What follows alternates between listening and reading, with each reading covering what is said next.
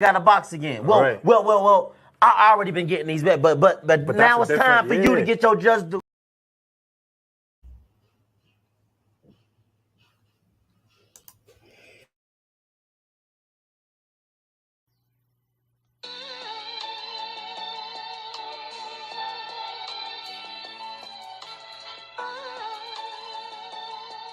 Yeah, you know the deal. We back again. Yo.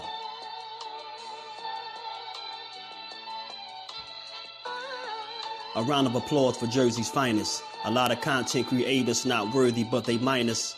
They get offended and start singing like the whiners. Talking like they tough, but it's only screaming and whining.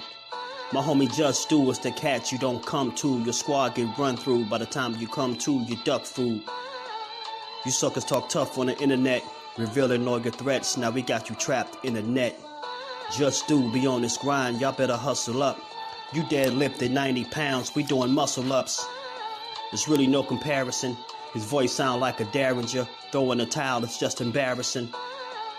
My dog Just very philosophical and psychological, and he mixed it all with good boxing news. These YouTubers feel like Bishop, I guess they got the juice, but it's lonely at the top. To Just it feel like child abuse.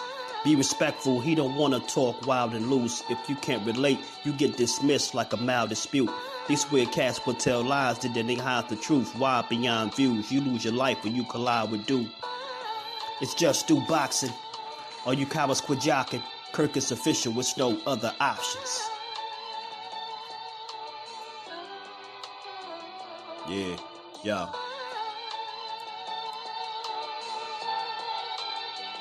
You know the deal. Judah Ben, we in the spot. JusDueBoxing, yeah.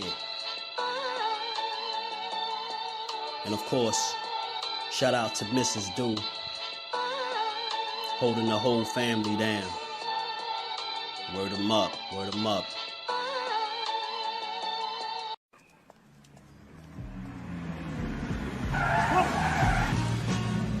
What a punk. What a fool.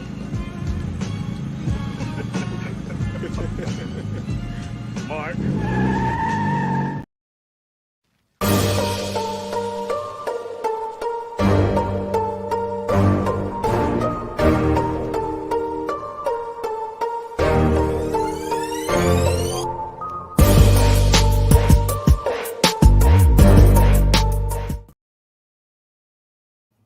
What's good? What up? What's good with the fam?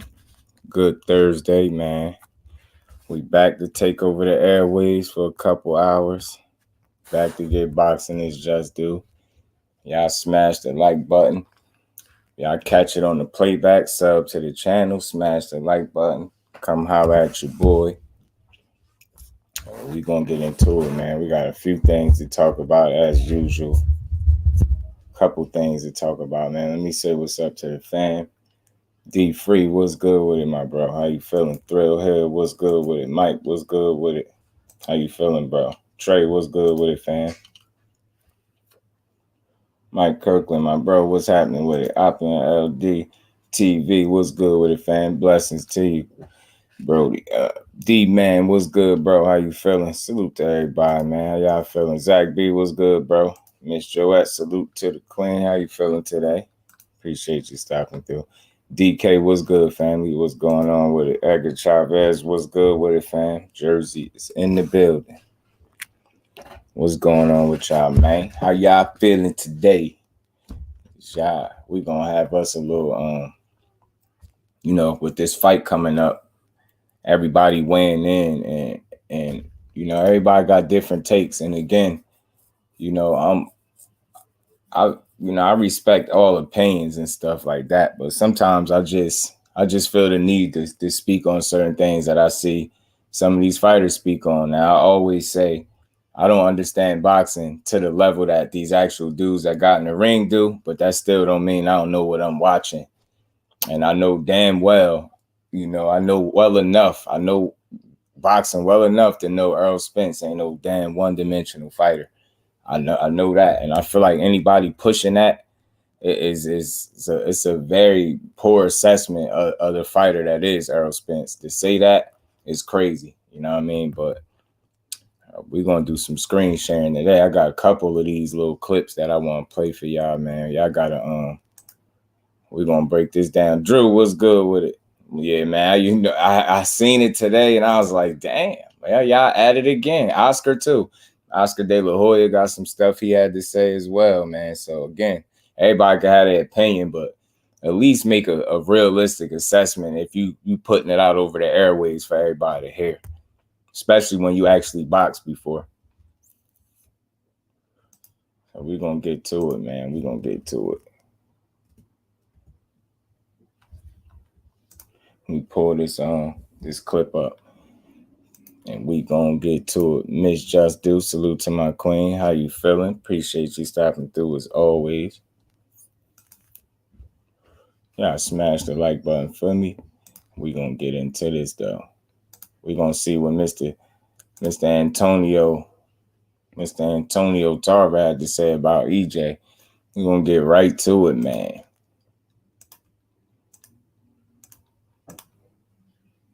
And salute the Fight Hype as always, man, with the exclusive interviews, man. This one needed to be broke down, I think. And it's not even long. It's nice little short clip, but he said a mouthful, I believe, in this very short clip. You know what I'm saying? So we're going to get to it. Flawless Mentality. Dr. Mark, salute to the OG. How you feeling today? Appreciate you stopping through. Let's get to it. Come on, Antonio, with your nugget head ass.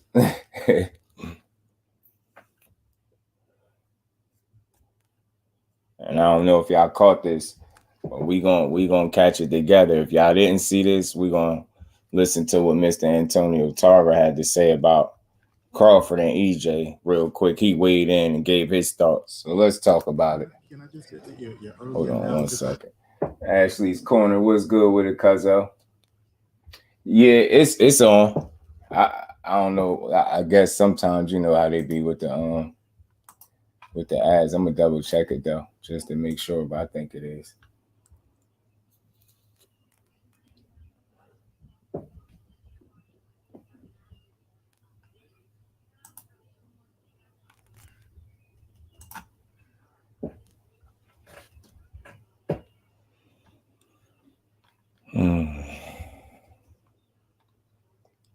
My bad, y'all.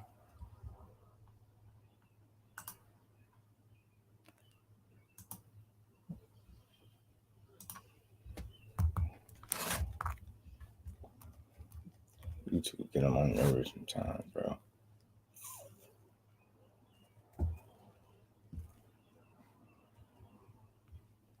My bad, y'all. Let's get to this though, man. Let's get to it.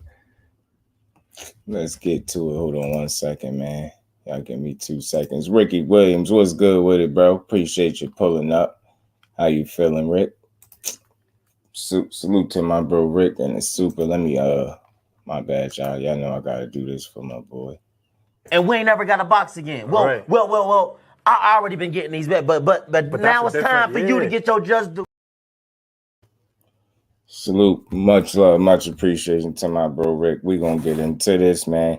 Yeah, it's already got my joint limited, Ash. That's why you ain't get an ad. I don't know why. Maybe because I played that little clip in the beginning with Crawford. But let's get into this, man. I know you said you don't really like to pick a winner until you like fully view how people are training and things like that. But if you could tell me who you're leaning towards in a Crawford and Spence. Crawford reminds me of me, bro. So I'm pretty sure you know how I feel about that. Boom, fresh out the gate. Cat number one. I'm on your ass. You lying. Crawford, when I watched Terence Crawford, I never once in all my life from 135 till now, I have never watched the Terence Crawford fight and said to myself, oh, you know what?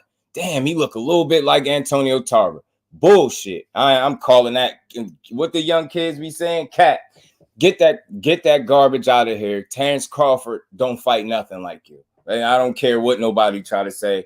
I don't care what no trainer, no fighter, no nothing. I'm just telling you what I seen. I watched Terence Crawford very closely, and I have never in my life watched Terence Crawford and thought of Antonio Tarver. Not one single time in my life ever. So that's number one. He started out, this dude had 10 seconds to talk and he start lying from the rip, bro.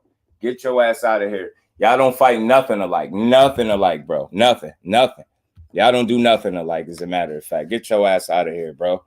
Get out of here, man. These dudes, man. He remind me of me. Yeah, whatever. He don't remind me of you. That's all I count. I don't see Antonio Tarver and no damn Crawford when I see Crawford fighting.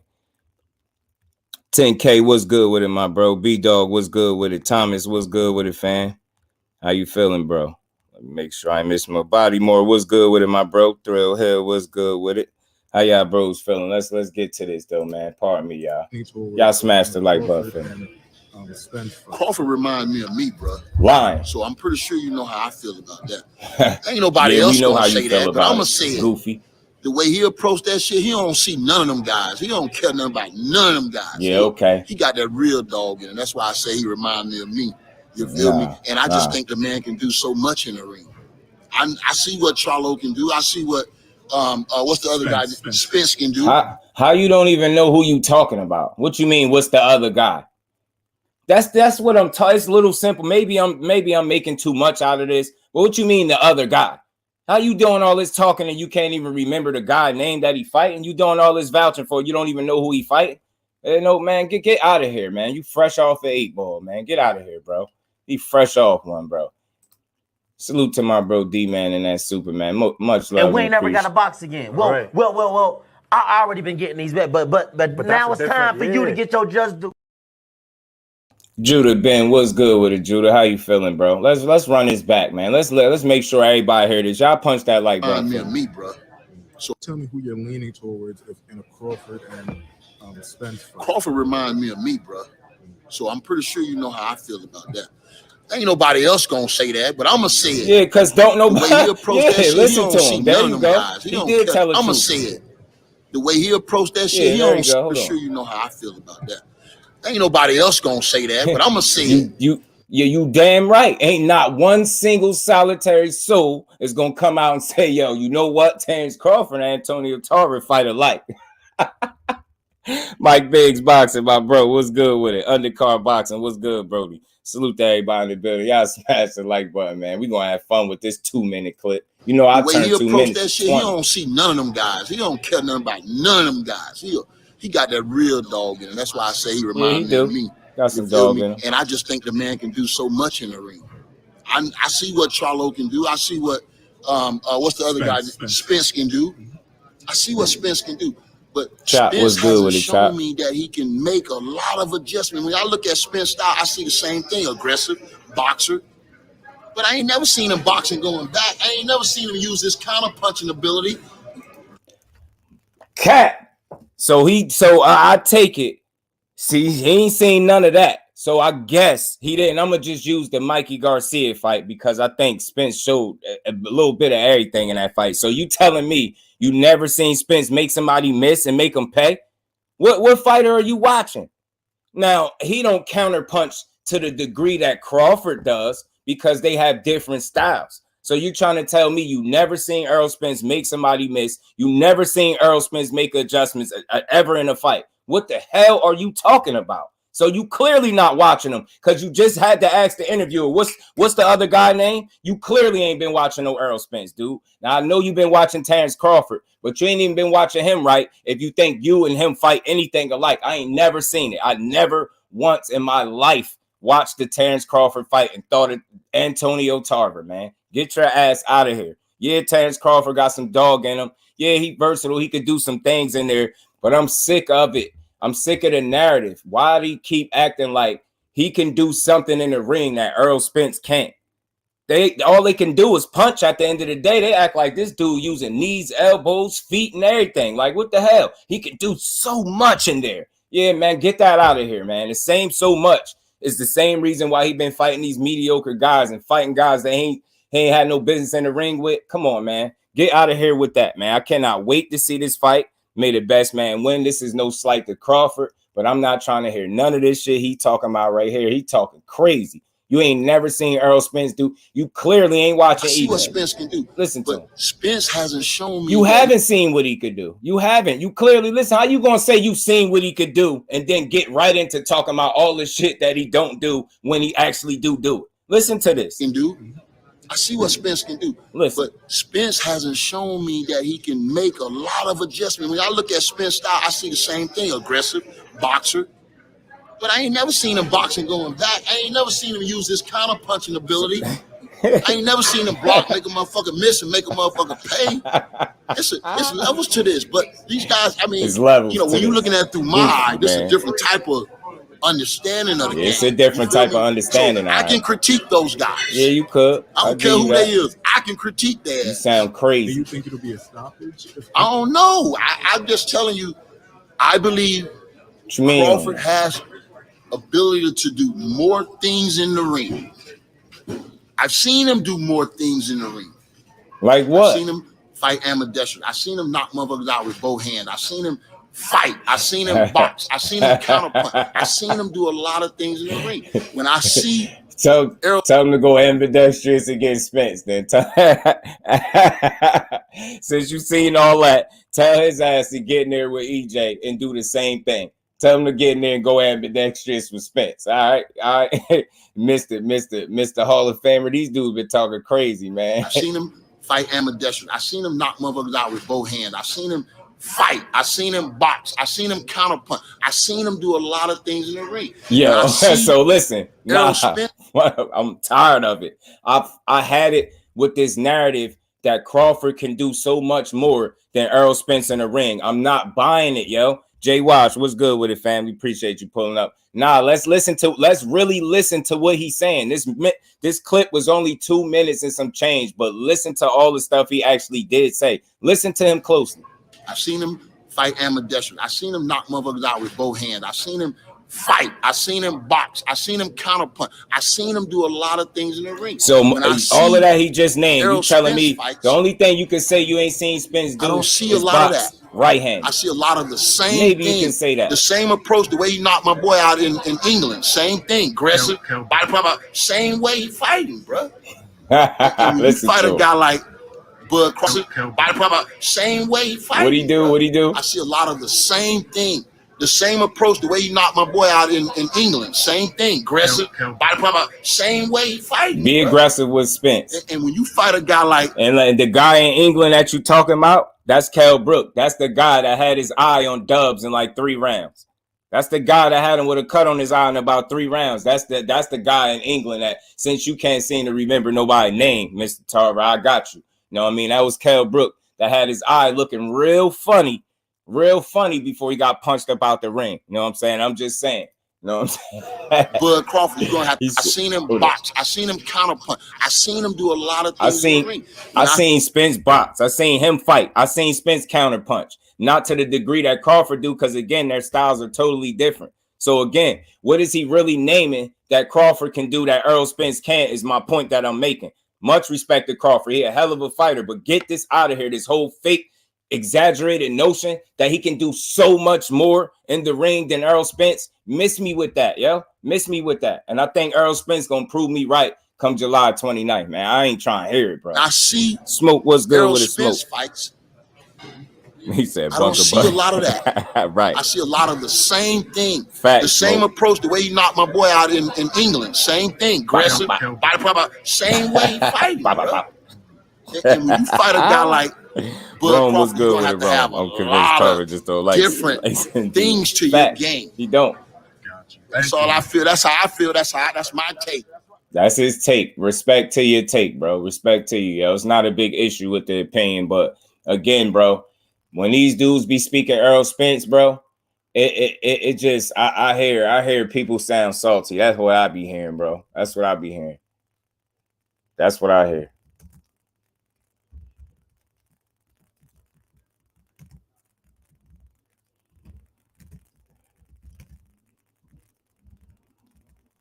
I ain't done yet, man. So salute to Antonio Tarver again. I think a lot of what he said was just BS.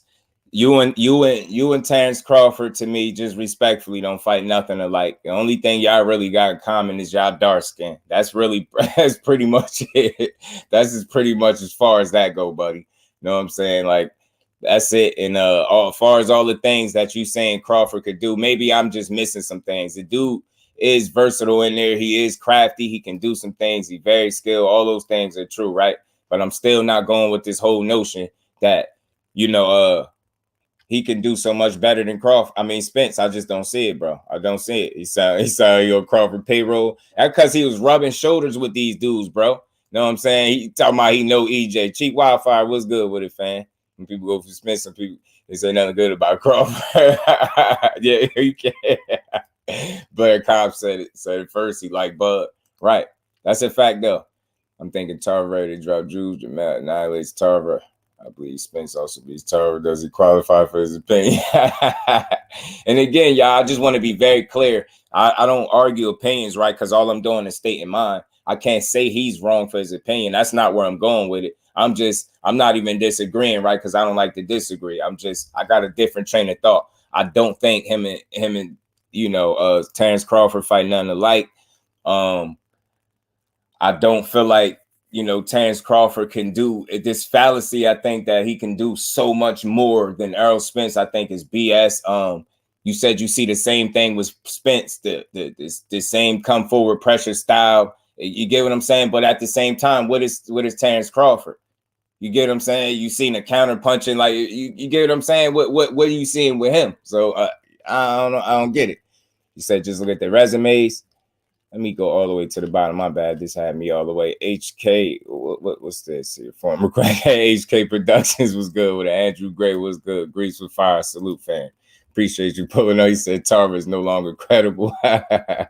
Skill-wise, I say Crawford and Spence are even footing. Spence is way stronger, I think. I think so too, bro. And again, dark skin and dumb as what they have in common.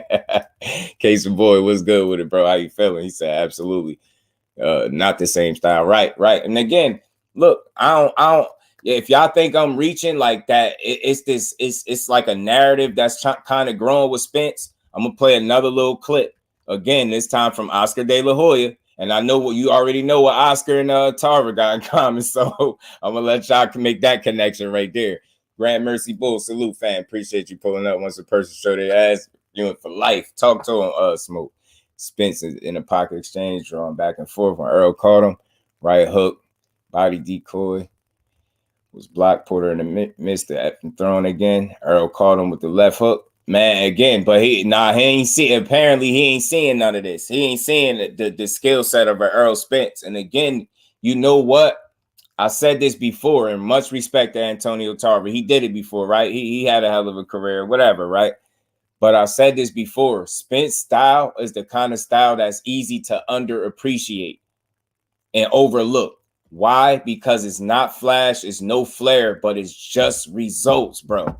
Spence simply gets the job done, bro. I've been saying this for years, yo. His no flash, no flair. What'd he say? Like the Tim Duncan of boxing, just like that. No flash, no flair, just simply results and efficiency. That is what Errol Spence is. It's easy to overlook that because it might not look like the flashy thing, but pay attention a little closely, a little more closely. It's very effective, bro. The way he trains is the way he fights. It's very efficient and effective, and it's about getting the job done, not impressing you with some footwork or because I switch stances and start getting punched even more. If we want to be honest, like get that shit out of here. Like turning southpaw is just something flawless for him. Like all of a sudden, once he do that, all bets are off for the fighter in there. Turn southpaw against the more natural southpaw, and I think you're going to get beat up even faster. That's my opinion. That's my opinion. Some people feel like he can't beat him from the orthodox stand. I think that's his best shot. I think if he goes southpaw with Errol Spence, that's going to be his undoing. I've seen him do that in the past, and I've seen him get touched up a bit before warming up and then taking over the fight. This is what I've seen. You can't afford that against no Errol Spence. So all that little experimenting that you like to do, and switching southpaw, I'm standing on that. You do that against Errol, you getting your ass beat, bro. That's straight like that. I'm not sure. No way you're gonna outdo him at what he do best. That's essentially what you're saying once you switch southpaw. So I don't really see that being a factor. The way these people keep factoring it in, I don't see it. What the hell is wrong with y'all? Y'all act like this a one-sided fight or something. You better stick to what you best at. And I don't think you best at southpaw, not against him, not against that southpaw, bro. That's where the buck stop. All that fancy trying to be slick or switch hitting, you're gonna switch and you're gonna get your ass hit straight like that. I'm telling you, I'm standing on that. If I'm wrong, I'll be right here so y'all could clown me and tell me how wrong I was about Bud. But he a hell of a fighter. I think this gonna be both of their toughest fights. But this whole notion that Errol can't keep up with him, that's what it sounds like. Yo, he can do so much more. Like, no, what is so much more? Like, all right, what is it? Explain it. Because they, at the end of the day, they both throwing punches in there. You not explaining enough of what Errol Spence actually brings to the table to make this a fair assessment is all I'm saying. It's that I'm respect to your assessment of Errol Spence, but it's an incomplete and inaccurate one. You're not even telling the people. You didn't even remember the dude's name, bro. You didn't even remember his name. Fate was good with it, my bro. Jay Wash, what's good with it, family? Var World Boxing, what's good, fam? How you feeling? Y'all punch that like button out one time for you, bro. He don't switch back and forth. He don't do it, yo. D-man, he don't, bro. They be putting too much stock onto that, man. He don't. Boots do it more. He do it more fluidly. You see it with Boots. Like, you could tell it's second nature with him. He just jumped in and already agree. Salute to my bro. Kurt, what's good with it? Kurt, how you feeling, my bro? Appreciate you stopping, too. He's just picking his favorites. And again, I want to be very clear, y'all, because I'm not a simple-minded person. I'm not so much having an issue in telling him he's wrong. Because then who am I to tell him he's wrong for his opinion? I'm just saying his assessment is inaccurate. And he's leaving the things that Errol Spence really do well out of the equation just to make an argument that his man is the better guy. That's all I'm saying. You can clearly hear that. All I see, the same thing with Errol Spence. He said, I see what Spence could do.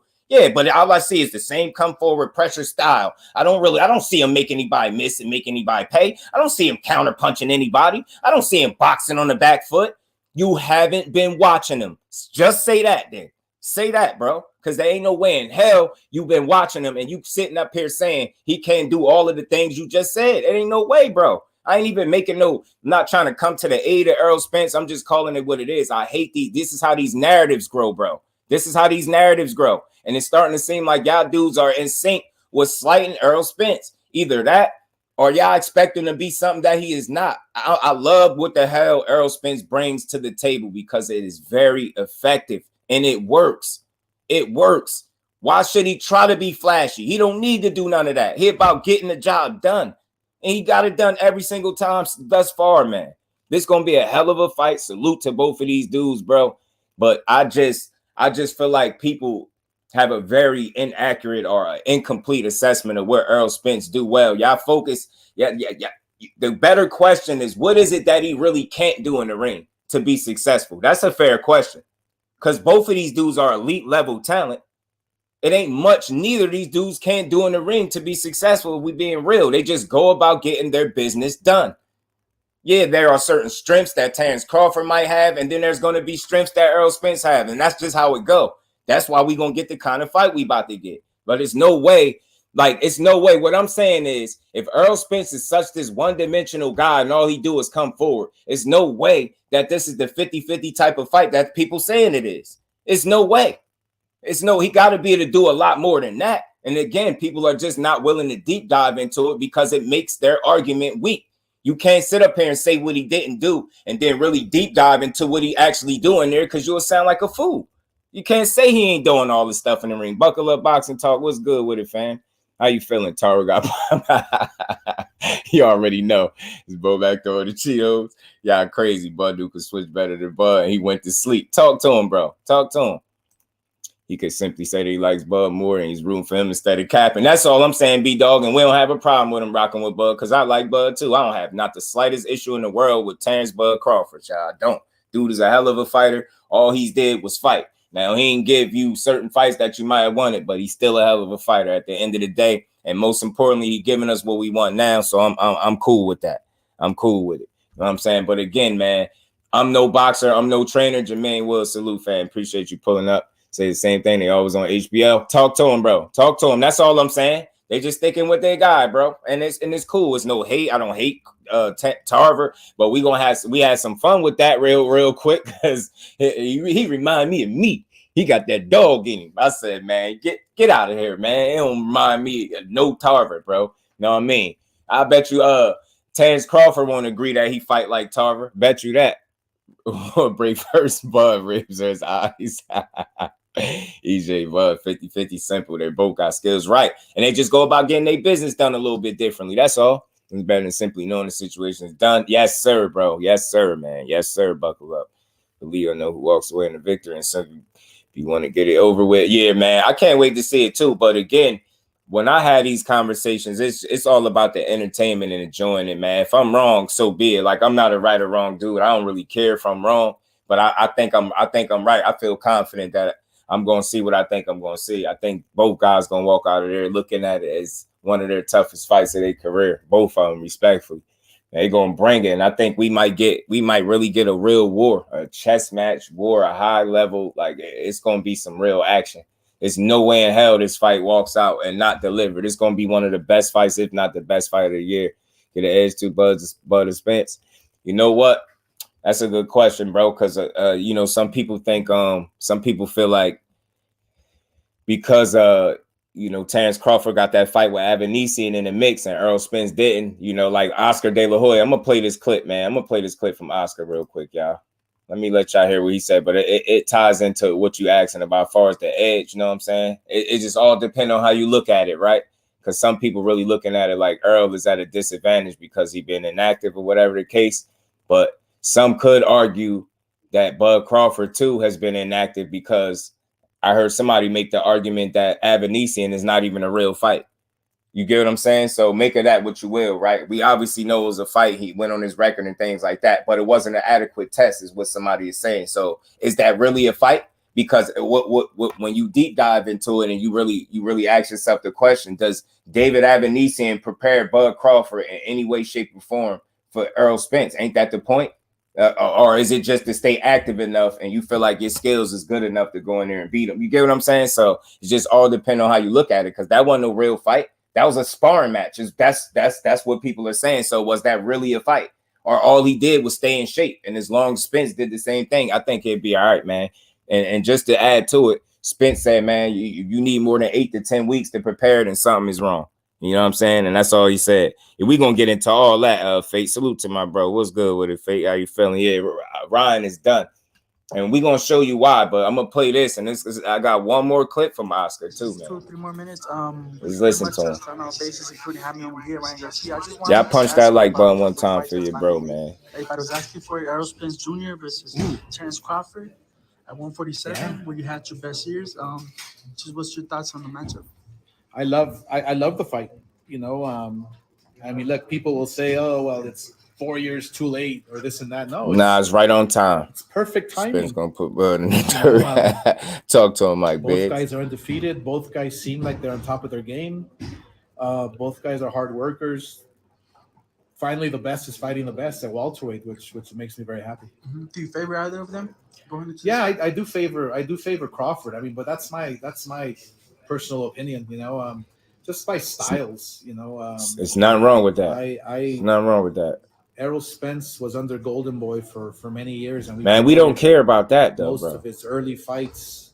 Damn, and we don't care about that part. His one-dimensional style, obviously, has been working for him.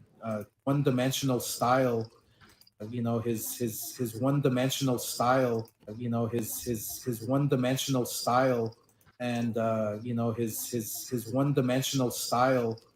I just wanted to put emphasis on that. Has been working for him till this day, but I think that Crawford can maybe dissect him slowly but surely, because Crawford's arsenal is much more extensive. You know, he's got versatility. Yeah, more versatile. He's got great footwork. He's got the punches and bunches. He throws combinations. So he's got punches and bunches. He throw combinations. Ain't that essentially the same thing? Ain't that seriously? All things real. Ain't that essentially the same thing? He throws punches and bunches. He throws combinations. Like, shut up, yo. Y'all always trying to be slick with us. You're double naming the same thing and trying to make that a case for why he do so much more than Spence. One-dimensional style is BS, bro. He took that one-dimensional style and beat Mikey Garcia ass from pillar to post and showed every damn skill that he needed to.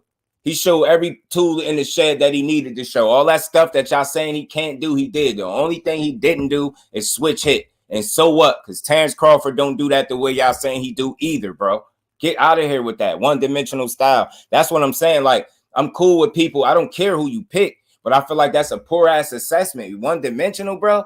Damn, like, one-dimensional got him this far? You serious? Like, that's all he so he can't. What makes him one-dimensional? Because he don't move around the ring? Because he got to come forward. He coming to get you. He ain't running. He coming to get you. And Terrence Crawford is not the same guy from 35 and 40 because he like to come and get you at 47 too. So all this notion that he just going to be using, he got the footwork, and Errol Spence know how to cut the ring. Show me a time in Errol Spence's career where he couldn't cut the ring. What you talking about? They use their shit different. One uses, he used to use his feet to get out of trouble. One going to get on your ass. It's that simple. Errol is seek and destroy. He not coming to play with you. That's why I love it. I appreciate the style. I appreciate it. I like what Terrence Crawford got going on too. He's a hell of a fighter. But I like Errol Spence's no flash, no flair, just results. I am simply coming to beat your ass.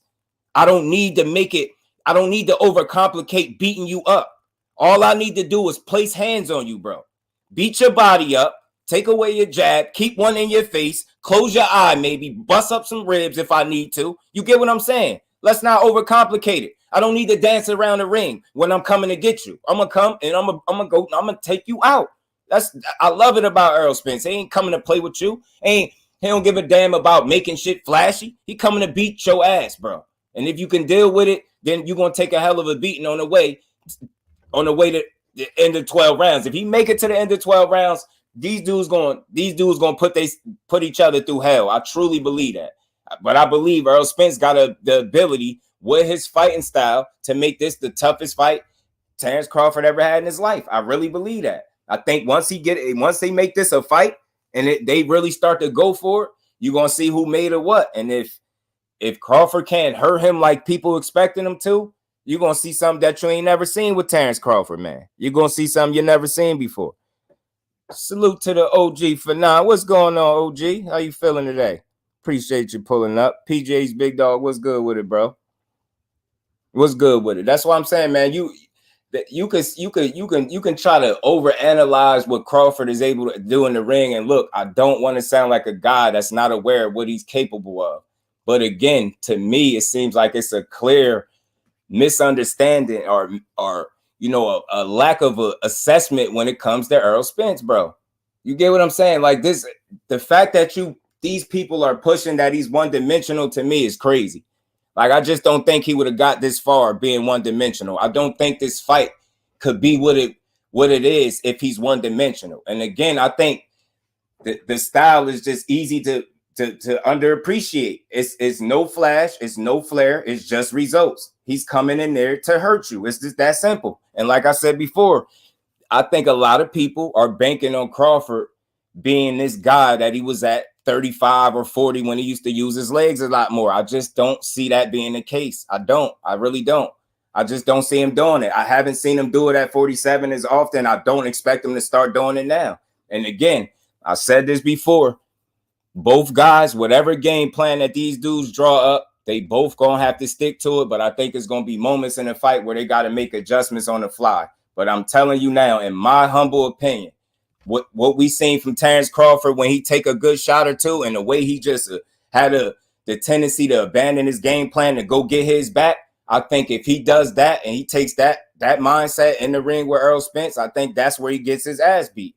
I think if he get hot-headed and just lose sight of the mission and stop sticking to the game plan against a guy like Errol Spence, I think he get his ass beat. I really do. I think the minute he do, like, for example, you see how Egas clipped him. When he got clipped against Egas, he went right after him after that. You get what I'm saying? It was like game plan out the window. You can't tell me he was following no game plan after that. He was fighting. He went to go get him. You get what I'm saying? He went to go get him, and rightfully so. rightfully so. But again, that the same thing that's made Terence Crawford successful, in my opinion, again, because Errol still got to prove me right? The same thing that's made him successful, you know, that temperament, his temperament, when he get hit, he want his back. That's the same temperament I think that'll get him beat against a guy like Errol Spence simply because of the style that he's in front of. You get what I'm saying? I believe when that fight, when it turns from a boxing match to a fight, I believe that's an advantage Errol Spence. Now, I think once that fight starts to break out and he really gets that work rate up and he starts to get them punches up, man, I think Terence Crawford going to be in trouble. You get what I'm saying? If he allows Errol Spence to work, he going to be in a lot of trouble, bro. A lot of trouble. Salute to everybody in the building, man. Y'all smash the like button. We're going to play this. This ain't that long. I just wanted to let y'all hear what Oscar said and see if anybody in here, am I off the mark? Anybody, y'all know over here, y'all can feel free to disagree. Like, is anybody agree with what Oscar is saying? Golden Boy for many years, and we promoted most of his early fights, and you know, his one-dimensional style. Oscar don't say about Virgil. Facts, D Free. Till this day. Facts. But Ant McQueen was good, bro. I think that Crawford can maybe dissect him slowly but surely, because Crawford's arsenal is much more extensive. You know, he's got versatility. Yeah, more versatile. He's got footwork. He's got the punches and bunches. He throws combinations. That's the same thing, though. Maybe I might be wrong, but that might be a little too much for Spence. And with that being said, you know, Spence is coming off a pretty long layoff, but like he said, how long has it been? This is funny, man. A year or something like Oscar that. tripping. So he said he I think that's really what people mean he about one-dimensional. We're not flashy. With no tune-up. You say flashy, basic, and simply seems to be one-dimensional, but he's a complete fighter. You get what I'm saying? And I think it's just not. It's not a good explanation of what Spence doing there to call it one-dimensional. You get what I'm saying? You see how Antonio Tarver just phrased it. He just come forward, a pressure fighter. He said he never seen Spence make somebody miss. He never seen Spence make somebody pay before. He never seen Spence counter punch somebody. He never seen him fight off the back foot. So again, he never seen him fight Mikey Garcia. He never seen that. And he obviously don't really watch Errol Spence. Like I say, he didn't even remember his name at the beginning of the damn interview. Miss me with that, man. I just think I've been seeing this for a while going around with Errol Spence. And again, man, everybody goes about getting their business done differently. Just because he ain't, just because it ain't flashy, don't mean it ain't working, man. And it don't make him any less effective. It don't make him any less versatile. He don't have to go use his legs to get out of trouble. He don't have to fight. He don't have to rely on counter punching. That's just not his style. He's coming to get you. And that's that slow, patient approach that Terence Crawford got. If he starts slow against Errol Spence, he's gonna get hurt, man. He's gonna get hurt. If he starts slow, he's gonna be in a lot of trouble. That's what I think, man. But I do think this gonna be a hell of a fight. I see cases for both of these dudes winning. It won't be one-way traffic. But again, I'm just leaning to the bigger guy, man. The bigger, the bigger, more proven guy, in my opinion, with the better resume. That's just how I feel about it. BVO. Boxing, what's good with it? Macadon one, what's good, family? A lot of people seem to think EJ just gonna wear Bud down and underestimating the firepower coming back. Yeah, like, listen, man, Bud ain't no chump, man. That's one thing I understand. I knew that 100%, bro. Like, I gotta give him his credit, his just due. You know, everybody get theirs over here with me. He a damn good fighter, and his counter punching ability is something to think about. You get what I'm saying? But ultimately, man, I don't feel like the separation in boxing ability is what some of the people in the media are making it out to be. I don't see Bud Crawford as this just extraordinary boxer that Errol Spence can't keep up with. And maybe I'm hearing things wrong, but when I hear people assess him and break him down, that's what it almost make like that's what it sounds like they're saying to me. It's like, listen to what Oscar just said. He just said, he throw punches and bunches, combinations. I don't know. That might be a little too much for Errol Spence. You get what I'm saying? It makes it seem like this ain't even the 50-50 fight that we know we about to get. Listen to how they assess both fighters and tell me how the hell do that sound like it's a 50-50 fight when you sitting up saying the other guy can just do so much more? Basically, he ain't going to be able to keep up is what you're saying. If another guy can do so much more than another one, ain't it logical to think, you get what I'm saying? Like, what are you trying to say? That he can't keep up with him? I just disagree with that. I disagree with that. And I think Errol Spence, that one-dimensional, as they call it, approach, that basic approach, I think it's very effective. And I think when they phrase it as one-dimensional, I think they slight him. Whether they know it or not, I think it's a slight to Errol Spence when you call his style one-dimensional because it's not flashy. You get what I'm saying? And I don't think I gotta be a boxer or a trainer to know that, but I just never agreed with that whole notion that he's one-dimensional. I just don't feel like he would have gotten this far. And I actually been watching this dude, so I don't know. Maybe they just like Crawford because he was an HBO guy. I don't know what it is, man. A1 Hoop Zone, what's going on, family? How you feeling? Zoom verse, what's good, bro? How you feeling, man? He said Bud is a mediocre fighter with a lackluster resume. Special about the fact that Big Mac was like hamburger. And again, man, I just want to make sure people understand I don't have a problem with nobody having their opinion because I have mine too. But like I just keep hearing this from person to person, and it's starting to be a regular thing where people just call Errol Spence some one-dimensional, come forward pressure fighter. You're making it seem like he almost like some mindless brute almost when you say that. To me, maybe I'm looking too far into it, but I don't think so, bro. I don't think so. He like, I can see what Spence could do. I mean, he come forward, the same come forward pressure fighter. You making him sound so basic and so regular. Like you get what I'm saying? It just sound like a big slight to me. And again, you ain't got to kiss his ass, but you could do a better job at it, assessing and explaining to the people or the ones that don't understand what it is that Errol Spence does that make him effective. And again, when you if I didn't know who the fighter that Errol Spence was, bro, if I didn't know who they were speaking of, I would think this fighter wasn't on the level of a Terence Crawford the way they're talking about him. The only reason I know that's not the case because I followed the career of Errol Spence. That's all I'm saying. Everybody can have their opinion, but that sounds like it's all based to me. You get what I'm saying? If I wasn't paying attention and I didn't know who Errol Spence was, and this was my introduction to him, what people have been saying about him and how he fight, I would be like, I don't know what all the hype is about because Errol Spence about to get killed based on what y'all saying. Some one-dimensional come forward pressure fighter. With Crawford being as special as he is, do this seem like that's a guy that's going to give him issues? Some come forward, just pressure fighter?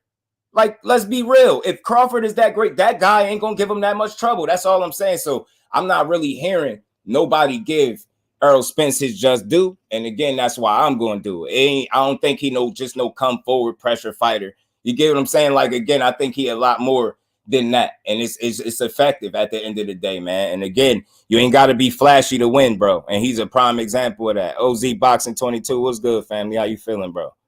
Right. Selling them short. That's all I'm saying. You could have your assessment, bro. But I just feel like it's a very incomplete one. And it's a clear cut sign as to who y'all leaning against based on how y'all breaking down the fight. And again, if all Errol Spence is a come forward pressure fighter, we ain't about to get no 50-50 fight. Crawford about to whoop his ass. I got Crawford about to knock him out. You get what I'm saying? Because I just don't think that is enough to beat a Crawford. If that's all Errol Spence was, what they're saying he is, then he ain't really got that much of a shot. Because Crawford, again, is so versatile. He's so this. He said, man, I just can't level with it. Barbara D, salute to the queen. How you feeling today? Appreciate you pulling up. Mike Kirkland, what's going on, my bro? Appreciate you. 2 seconds, man. I'm going to get to you. Let me mark that. Let me play this real quick. Y'all get this out the way. It's much more extensive, you know. He's got versatility. Yeah, more versatile. He's got great footwork. He's got the punches and bunches. He throws combinations. So maybe I might be wrong, but that might be a little too much for Spence. And with that being said, you know, he said it right there. Might be too much for him. Like he said, how long has it been?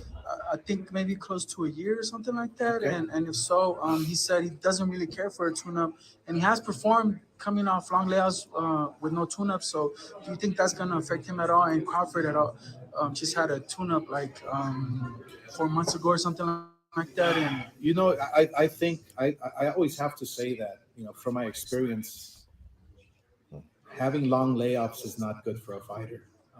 You know, look at what happened with Ryan. He didn't take a tune-up. First of all, I don't know. I might be being ignorant here. Don't mention Ryan in the sentence of Errol Spence, bro. Don't mention no goddamn Ryan Garcia in the same instance that you speaking of Errol Spence. Errol Spence layoffs obviously hit different. You've seen the performances off the layoffs. He's just not your typical guy. Ryan Garcia don't belong in this. Respectfully, don't belong in the same conversation. Whenever I would fight somebody who didn't have a tune-up beforehand, I would beat easy and knock him out because your reflexes are not the same. Your style is just changes. Your style don't change now. Punches are not there. I believe that. Not your style. Timing and punches, not the style. I really do. I think fighters have to stay active. Fighters have to stay fighting and fight regularly. All right, man. Whatever, Oscar. He said what I really wanted to hear him say. The rest of that is whatever. He can have the rest of that. Salute to everybody in the building. Y'all smashed the like button. Appreciate Barbara D joining, becoming a member. Much love and appreciation, Queen. Mike Kirkland, salute to you, bro. Sound like you know boxing better than Tarver Oscars. Appreciate you, Mike Kirkland. Much love and appreciation. And we ain't never got to box again. Well. I already been getting these bets, but now it's time for you to get your just due. Salute to you, bro. Appreciate you. Much love and appreciation, bro. And he said, cracky tails. Daryl, what's good with it, bro? How you feeling? But Spencer's not changing style almost all his fights. That's 100% right, Miss Joette. He hasn't. And again, I agree with the timing and things being off, but I don't think your style, you don't change your style. You get what I'm saying? Your timing and things like that, distance, you get it. And but again, man, I'm a firm believer in Errol Spence knowing himself and believing in himself, bro. If he say all he needs is an 8 to 10 week camp and he ready, I'm going to believe that. And I'm going to take him at his word. Like, you get what I'm saying? I have no reason not to believe him. Like, he's just a different guy. And again, he's the fact that he stuck to his guns and made sure this fight happened, didn't give us a BS mediocre fight in between time. It say a lot about him, bro. Say a lot about him. 88 Sports Talk, what's good, family? Layoffs, Ryan, man. Yeah, right. That's what I'm saying. Like, what is he on, bro? You see, Ryan, he wouldn't take a tune-up and man, Ryan, man, they ain't the same guy. B-Dog said Mikey saw something. Danny saw something. Ishmael Salas thought it would be easy for Uber. It's all wrong. That's all I'm saying, B-Dog. And again, ain't it? I think it's fair to say that it's a real possibility that Errol Spence is more than meets the eye.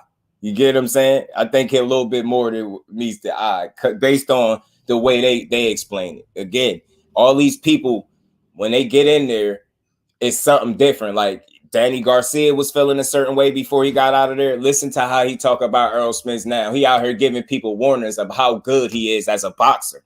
But then again, it will be a guy like an Antonio Tarver that obviously came way before him, so they wouldn't have been able to fight. But it's him that's slighting the guy. You ain't been in there with him. So who am I, gonna believe? The guy that shared the ring with Errol Spence when he telling me he's a better boxer than what people give him credit for, or I'm gonna listen to the guy that sound like he's slighting him when he calling him one-dimensional. And I think he made everybody that slighted him pay. Everybody, Mikey Garcia thought that too. He thought it was sweet with Spence too, till he learned the hard way, bro. And then he got his ass beat from pillar to post, and he had to beg his damn trainer not to stop the fight.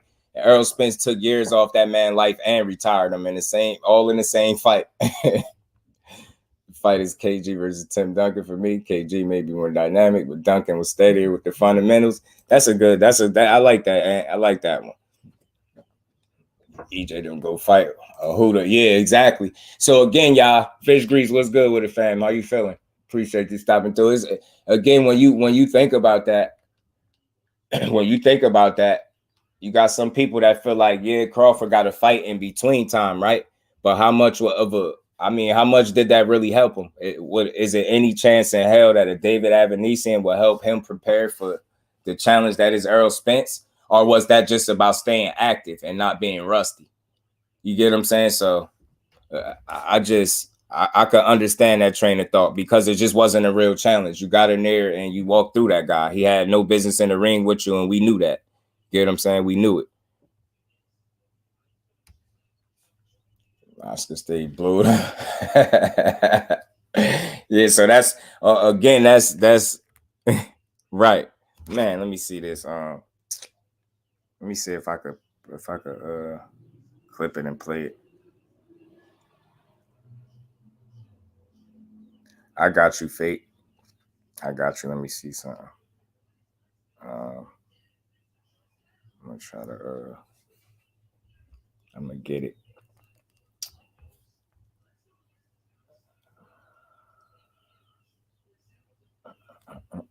My bad. Prize Fighter TV, C Wood, what's good with it, family? What's good with it? How y'all feeling? The IG, I got you. I'm checking it now. My bad, y'all. Y'all smashed it like bud almost killed them. Yeah, you get what I'm saying, man. Man, Evan had an out-of-body experience that night he fought Crawford, especially with the busted gloves, boy. Boy almost sent him to the upper room, didn't he? So again, I mean, how much, I guess, being active, we all know how important that is, right? Obviously, right? But again, how much is that going to help him in terms of, is that going to be a real factor? I ain't going to put too much in no layoff, man. I trust in Spence, man. I think he'd be all right. I think he'll find a way to get the job done just like he always do. And he ain't a man of excuses. And again, I like his attitude. I like his temperament. As soon as he get in the ring, he's stepping. And I got a feeling we're going to see one of them fights, man. Ugas versus Thurman in August, the fight to make. I wouldn't mind it. Thurman got to do something. I think I read somewhere that he said Terence Crawford and Spence fight and ruined his career. Something weird like that.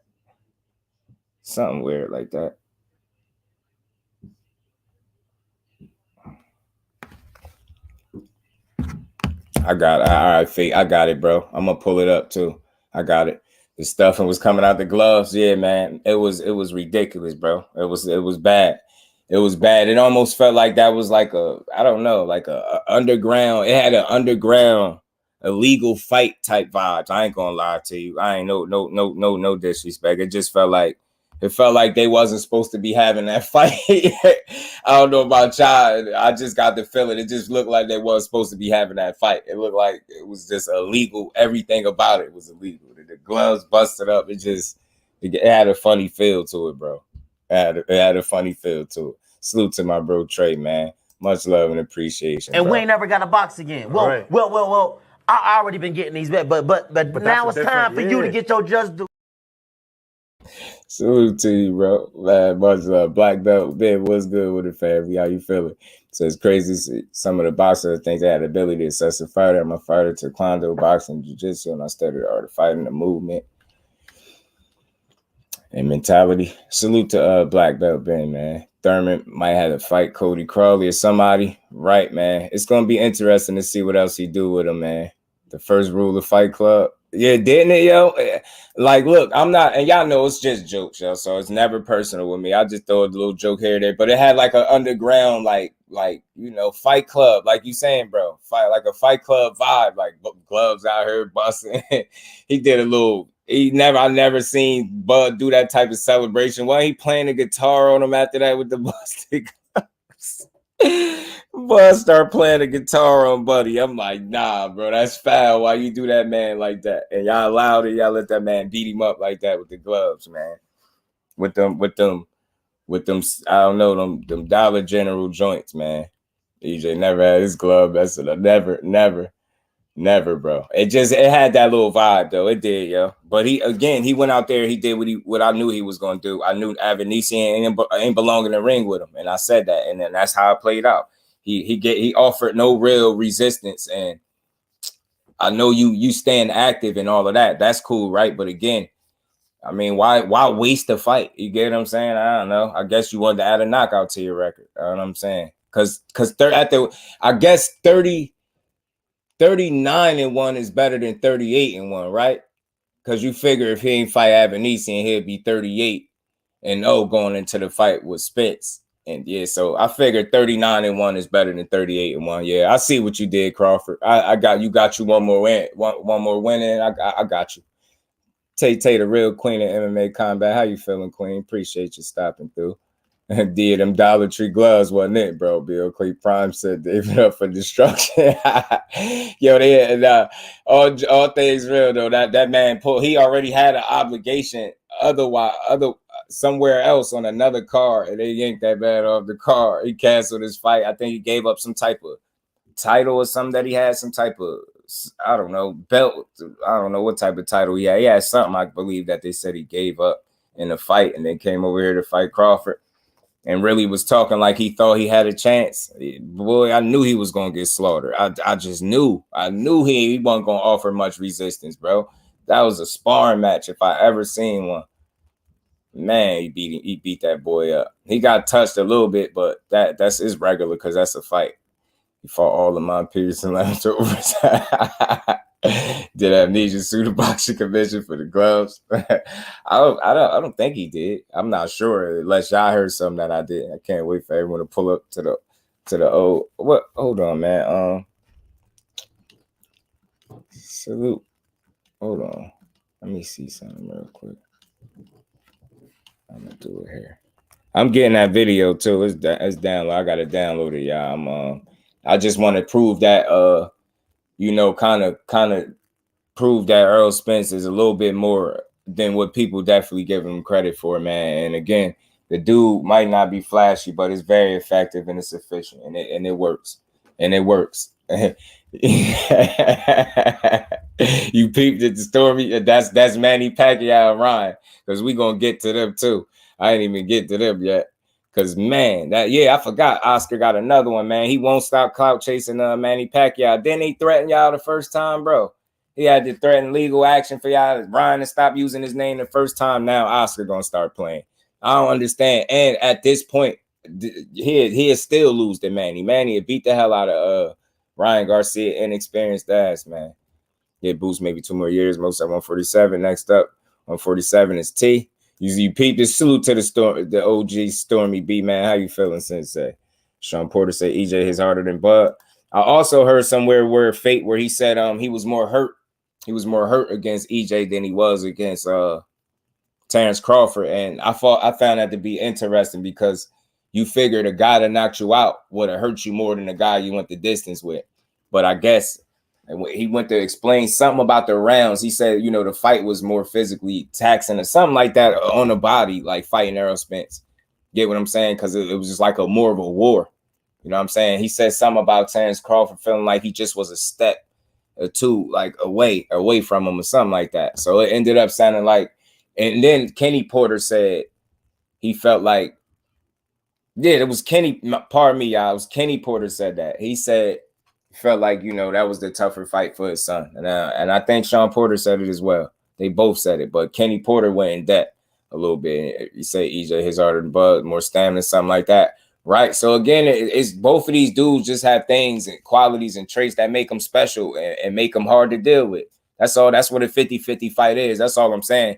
But when you kind of, you make an assessment of the fighters and you saying one guy can just do so much more, it don't sound like, it starts sounding like a 60-40. It start, you know what I mean? It don't sound like a 50-50 when you start saying that. But because it's either this one-dimensional guy is the best one-dimensional guy ever, or it's a chance that he's better than what you're saying. It's one of the two. You know what I'm saying? It's one of the two. Boost versus Ryan. Oh man, that'd be bad, yo. So yeah, Oscar De La Hoya. Hold on, let me get to him, man. I'm gonna pull this clip still. Is it done? All right, it's done. My bad, y'all. I got it. I'm gonna get to it, man. Let me get to it before I get to Oscar and what he had to say about how he lied again to the people, telling them he planning on getting Manny Pacquiao for Ryan again. It's ridiculous. Don't know. I don't think no real boxing fan is even asking for that. Unless you want to see Ryan make some money and get hurt. I mean, if that's what you into, cool, have at it. But he ain't beat Manny Pacquiao, in my opinion, not even right now. He won't. Interview. Hold on, I got it. Y'all smash that like button for me if y'all haven't. Let me pull this real quick.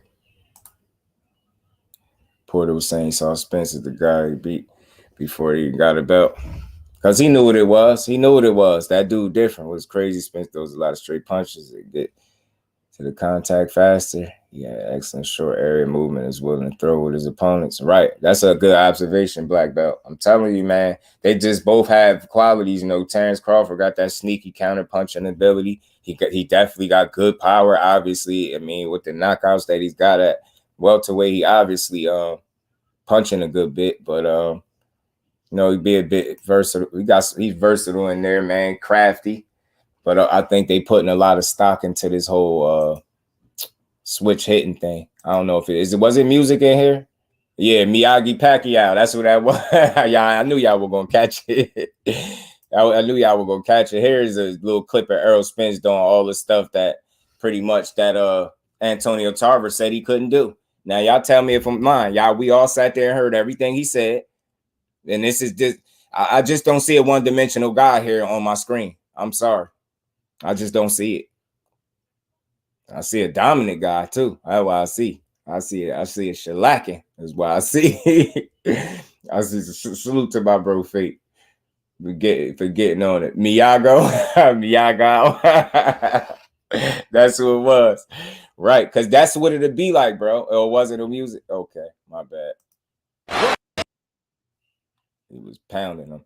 But yeah, man. So that, I appreciate that clip. But that was just a little illustration of that guy working in there, man. And again, that ain't everything you could do, but that was one of the fights that displayed a lot of his talent and skill set in the ring, man. He showed a lot of boxing ability, high IQ. I mean, he showed everything in there against Mikey. You know what I'm saying? So much so, I think and again, I ain't trying to give him an out. I think he really was set in his mind to prove that he can box, that it almost took away from how mean he could actually be in there. If that makes sense. You get what I'm saying? I think he was really set and hell bent on set out on, you know, proving to these people that I can box a lot better than this dude. And I think it could have took away from his natural demeanor to just go in there and kill. Because I think he really could have, I really do think he could have stopped Mikey. I'm one of them people that think that. You know what I'm saying? People say he couldn't stop him. I think couldn't and didn't. There's two different things. I think he didn't stop him. I don't think it's that he couldn't. And again, in a certain way, if you have to convince and pretty much practically beg your trainer not to stop the fight, you got stopped, bro. Like, you, in my mind, to some degree, like, again, he ain't get you out of there. You undefeated. You got that going with you. And, you know, you was, I think after about 6 rounds or so, I think he really was in there to survive. I don't think he really felt like he could win anyway. You know what I'm saying? So he had that going for him. And like I said, if you got to convince your trainer not to stop the fight for several rounds in a row, to the point where, like, we all know that Mikey took way more damage than he was supposed to take in that fight. And reason being is he was never the same again. That took years off his boxing career. He basically went into retirement, came back and got beat up. You get what I'm saying? Downtown Boxing Talk, what's good with it? Facts. He is the Tim Duncan of boxing, fundamentally sound, technically and fundamentally sound, and it's so effective and efficient. It's hard to slight that. It works. He's a prime example of how you don't have to be flashy. Nothing you do has to jump off the screen for him to get it done, man. And again, he knows what to do and how to do it, man. And again, one thing where I give him an edge too, although these are two, you know, Crawford, you know, one could argue that he's the more disciplined fighter, right? He hasn't known to have fat camps and things like that and car accidents. You could say all of that stuff, right? But I still think when it's in terms of sticking to the game plan, I think Errol Spence is a bit more disciplined in that regard. Not in terms of where we talk about training and things. You know, Errol Spence go hard, right? But he had some issues in the past, right? But I'm talking about inside the ring and actually sticking to said game plan and getting it done. I think he's one of the best at doing so. And I think, you know, that's what separates him from a lot of other guys. He don't panic. He stay the course and he get the job done. He believe in the game plan that they draw up and he go out there and execute it at a high level. So I just can't wait to see this fight. And I'm glad we got it. The way they bringing up Bud, you would think is the next Floyd, like EJ to be 3 champions for his belts. Yeah. And again, he just, I don't know. The love affair is crazy. I don't know. It all depends on who you're talking to with Bud and between Bud and EJ.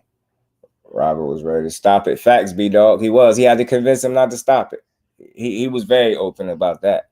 Derrick James will help Ryan beat Master Manny. Right. Dominate the hell out of somebody for 12 rounds, and people say, why you didn't stop the small guy? Damn, when did dominate the entire fight become bad? And again, I think, and it's not bad, A1. We just be being bad fans when we do stuff like that. It's just like Boots. You know, again, it wasn't the offensive display that Spence had against Mikey, right? You know, against Karen with Boots, right? But he still beat a guy every single round. The only thing people would say is the guy that dominated. Imagine that. We in a climate of boxing where you could dominate a fight and people tell you got exposed.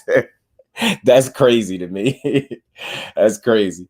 Yeah, the thumbnail, Miyagi, like the story B man said. You know what I mean? Miyagi and Pacquiao, but that's what that'd be like. He'd be Daniel's son, and he'd be like Mr. Miyagi beating his ass, bro. In there, he ain't beating no Manny Pacquiao, bro. He ain't beating him. And again, salute to Ryan Garcia for getting out in front of that and shooting that down and saying it's not happening and expressing his frustration with Golden Boy. Again, I think that dude really need to lead them guys, man. I think he made a smart move with getting rid of Joe Goosen, Jean Jacket Joe. He got Jean Jacket Joe up out of there, and then he went on and got hooked up with Derrick James. I think he just need to go ahead and make that last decision and go ahead and get Golden Boy out of his life, man. The way they acting, because he doing it again. Like this Pacquiao talk is bogus. People are only looking something negative to say about AB. The IT, what's good with it, bro? How you feeling? Mikey had nothing there to be great. Yeah, man, Mikey is always gonna have my respect. He's a good fighter. He just bit off too much more than he could chew against EJ. Mikey undefeated and champion at 140 when they fought. Yeah, he was undefeated and all that and got dismantled. The corner strength, not even close, and watch the play art in this fight. Yeah, Tarver bogus. Tarver like one of them animated M&M's with shades. Yo, he is, yo. OG, that's him right there. You know what I'm saying? Just the black head. Yo, that's him right there. Spence punch placement, something special. Who Ryan can learn from some of that. I think he will. As long as he commits, he got to commit and be dedicated over there. Rolly versus Ryan, no belt. Let's make it happen right. Tell Errol to stay focused. Cause that's what makes Derrick James one of the best trainers in boxing. Telling your guy to stay focused is great. You know what I'm saying? Never being above that. And he know that. He know not to let EJ get too laxed in there and get too comfortable. You know what I mean? Like, how many trainers do you know after you snatch up your third belt and you don't even get a chance to celebrate. You probably ain't even catch your breath yet from the victory, and he whispering in your ear telling you, let's stay focused. Like, that's real. That's why he's going to be successful. That's why they continue to be successful, because they don't lose sight of the mission, and they're working in unison. They're a great team. That's the example of a great team. That's a teacher trainer that understands his fighter and how to get the most out of him. And that's how I feel about Calvin Ford when it comes to Tank. Him and Kenny Ellis, I feel like they understand the fighter that is Tank Davis is just as good as anybody could understand a fighter. And I feel like that's why they continue to be successful. Not only the fighter that is Tank understands himself, but he got trainers that understand him just as well. So it just works in unison. One dimension fighting off the back foot, fighting as the aggressor, body punching in combination, slip counters, bro. All that black belt. He said he never seen, and this is Tarver, let me be clear. Tarver said he never seen him counter punch. He never seen somebody miss, make him pay. You know, he never seen him box off the back foot.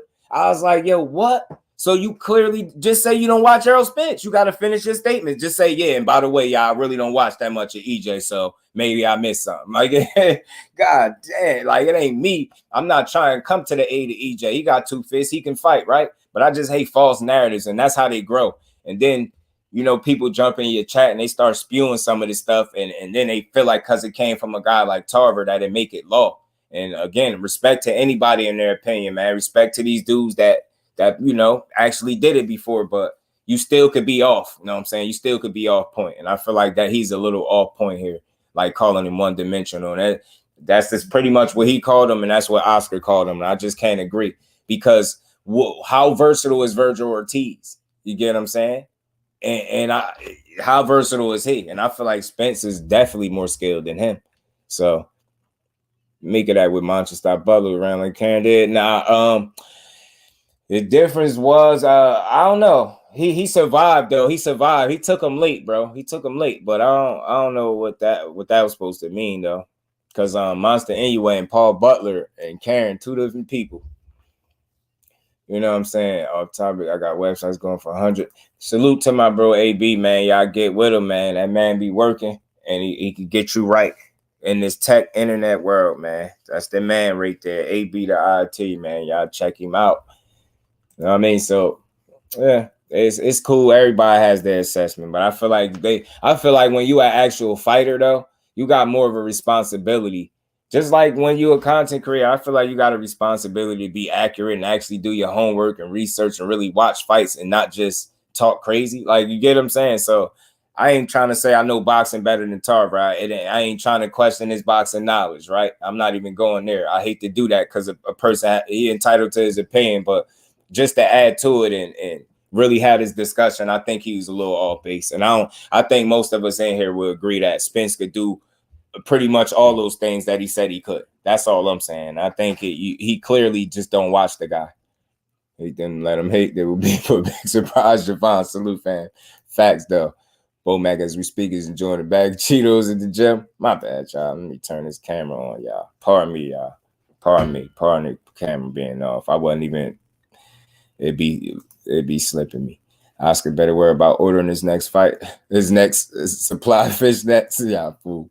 Well, that tell me how versatile was Tarver, who was on his resume besides Roy Jones. Didn't know B-Hop, Ninja Turtle. yeah. B-Hop put hands on him. And again, bro, you know what? It's funny that you brought that up, A1, because I loved it. I love to, you know, talk about your accomplishments and be happy, right? Be proud. But that is one win that he won't stop bringing up, bro. He still talk about that win to this day. Yeah, I mean, like with regularity. You would think it just happened. The way Antonio Tarver talk about knocking Roy Jones out, man. Roy, you see what you did, bro? See what you did. Damn, now because of you, he get to talk crazy, bro. I hate it. Every post, I'd be like, yo, he's still talking about when he knocked out Roy Jones, bro. Questions, common sense, and ability to give it unbiased feedback. That's right. A1, talk to him. That's all. Facts. That's fair. Doritos like the chips, bro. The chips. They seem fishy. The professional boxers are the bias and clear 50-50 fight. I honestly think EJ boxes like he did versus Mikey. Be a long night for Bud. Right. All I'm saying is I think it's time to say Spence can do more than what people are giving him credit. The argument is you can have who you want to say is more versatile, but I just want to say, let's just admit that Errol Spence could do a little more than what you're saying, bro, or a lot more than what you're saying. Let's just be real. Because if he couldn't, I just couldn't see the fight being as competitive as what it's going to be, if that makes sense. I think that makes logical sense. Y'all know I'm a logical dude. I'm not a right or wrong dude. I'm a logical dude. So I think that makes sense to me. You know what I'm saying? It just don't sound like, you know, almost when they break it down is staying the same. You know what I mean? But we gonna see, man. Maybe not. I'm not gonna be surprised either way, right? Because I think I know what kind of fighters I've been watching with them dudes. It's no, you know, mistake that I've never picked against Bud Crawford up until this point. I don't think that's no coincidence. You know what I mean? I know what kind of fighter he is. You know what I'm saying? He one of them guys. And again, that's just why we want to see the fight. If he wasn't, we wouldn't want to see it as much, right? Because I doubt if people just want to see Errol Spence. Well, nah, people want to see him get that last belt too, to complete the mission. But you more so want to see who's the absolute best out of them. That's why we want to see it, because we don't truly know. So, you know what I mean? 50-50, when I hear 50-50, yeah, that really mean to me, there's several cases you can make the way this guy can win, and the same for the other guy. You know what I'm saying? If they had to fight 10 times, they'd split, maybe. You know what I mean? Who knows? Dudes have a highlight moment. All of a sudden, dudes the Holy Trinity. Nah, bro. Black belt. Yo, you can't tell Ninja Turtle Bradley. You can't tell Bradley nothing. You heard how Tarver was talking? Y'all, you can't tell them nothing. Can't tell. They gave Hall of Fame. You got to call him Hall of Fame Bradley now, bro. You can't tell him nothing. He say something, you better listen in. Or he say, nah, be munching on Ruffles. Oh, facts, right? Yeah, my daughter love those. She love them.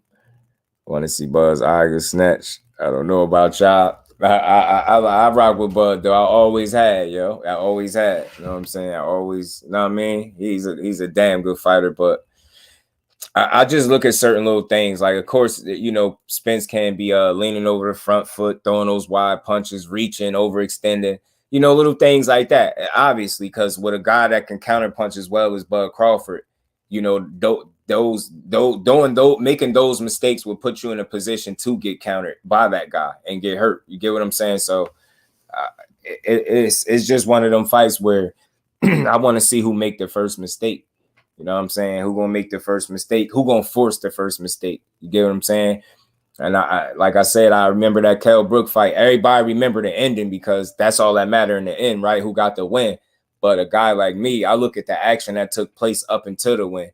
and I looked at what Kell Brook was able to do in just like 3 short rounds to Bud Crawford's eye, that damage that he was able to do, I don't know if that's just, I don't really too much believe in coincidences, but if Errol Spence is able to touch you with that jab and constantly place that jab in your face and on your eye, man, you're gonna be in trouble, bro. And if Errol Spence is over anxious and, you know what I mean, reaching like he was doing, throwing some, you know what I mean, not having his timing and his, you know, establishing the range early, you know, those are moments Bud Crawford could try to take advantage of as well. You know what I'm saying?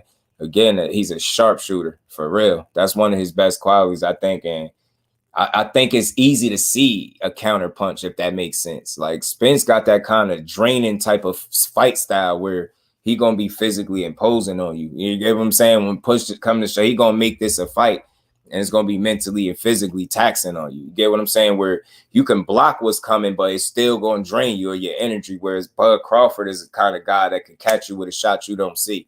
So that's what makes him a little sneaky. You know what I mean? That's the craftiness and sneakiness of a Bud Crawford, man. He just got that kind of ability to, you know, sneakily catch you with something and hurt you. And if he gets you hurt, he's a hell of a finisher to me. Bud, you hear every fight, literally his chin being clipped in a lot of fights. People that say he got a tendency to throw wide punches too.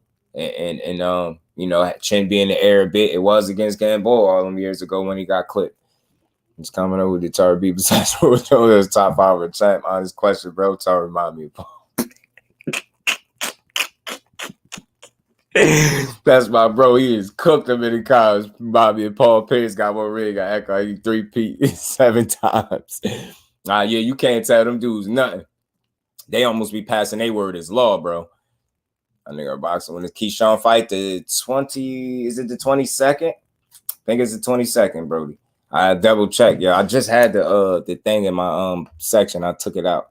Kell Brook had a lump, but I was in the second round. You get what I'm saying? And I think he ended up having like a little cut and then something else. You know, it's just little observations because again, I ain't trying to make too much out of it, but he was able to, you know, cause that damage rather fast. That's all I'm saying. And that version of Kell Brook, that version, not the one EJ beat up. That version of Kell Brook, that soon as it got rough, he was ready to go. You know what I'm saying? He was ready to go.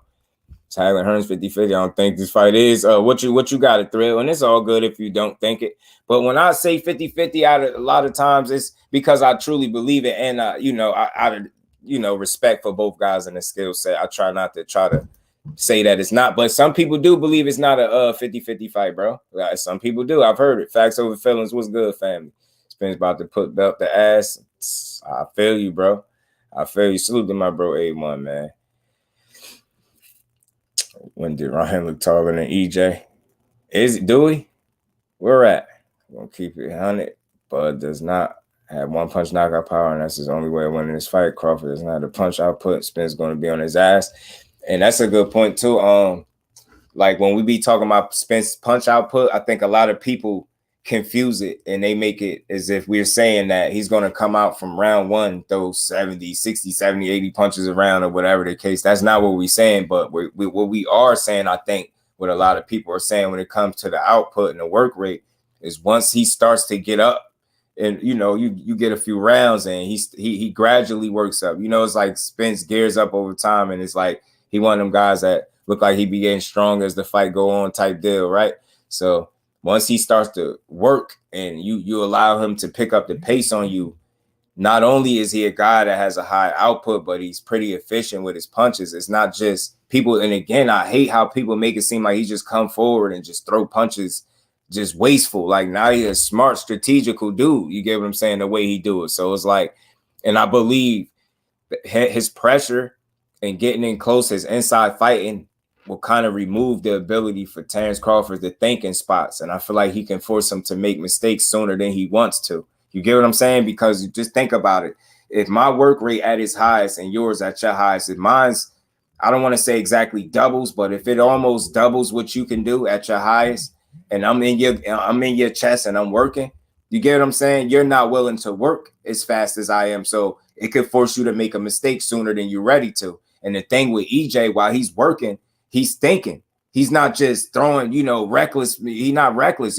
Look at the punch placement. Look at the way he was placing some of these punches on Ugas. Look at even when Ugas was blocking, he was hitting the parts of his head and face that was available. Like I just don't know if people really be. I really be trying to watch these fights and learn every time I watch them. And I was paying attention to the placement, particularly once EJ really started working on Ugas. And I'm like, bro, he hitting them whatever's available. He's hitting that piece, and he just broke a guy down. I mean, he's a damaging fighter, man. He's a damaging fighter. He's a damaging fighter. Bug getting that on my eye. Quality of both fighters and their ability to create vulnerability in their opponents. Now that's a great point, Seawood. Great point. That's why I want to make it so that I try to call it down the middle. But if you hear me sound like I'm leaning towards one, that's because I think EJ is going to win this fight. So if that is not me trying to be biased, if you hear me leaning or making more of a case, that's just because I think that's the guy that's going to win. You know what I'm saying? So, you know what I mean? But I do understand the danger that is Bud Crawford, bro. He can fight his ass off, and he is smart, and he's he a dog, and he's mean. You get what I'm saying? He mean. So, I mean, he about business, man. So this is why this is worth talking about. But again, you know, I just wanted to make sure I talked to y'all a little bit about what I thought about what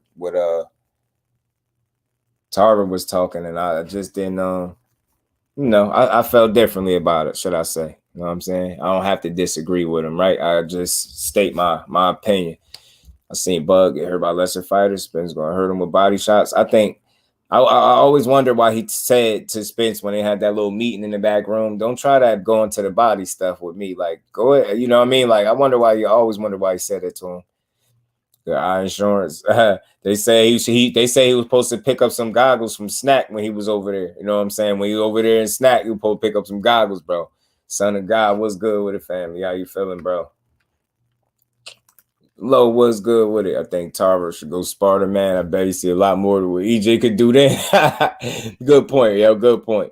Mike Kirk said, "Oh, beats up Crawford like he did Peterson." Yeah, that'd be bad. That'd be vicious, bro. Thing also, you covering up Spence, don't care where you hitting you. Facts, elbows, arms, hips. He just beat you up. He's just so physically draining and it's taxing on you. And he's thinking while he's working, he's thinking because this is just what he do.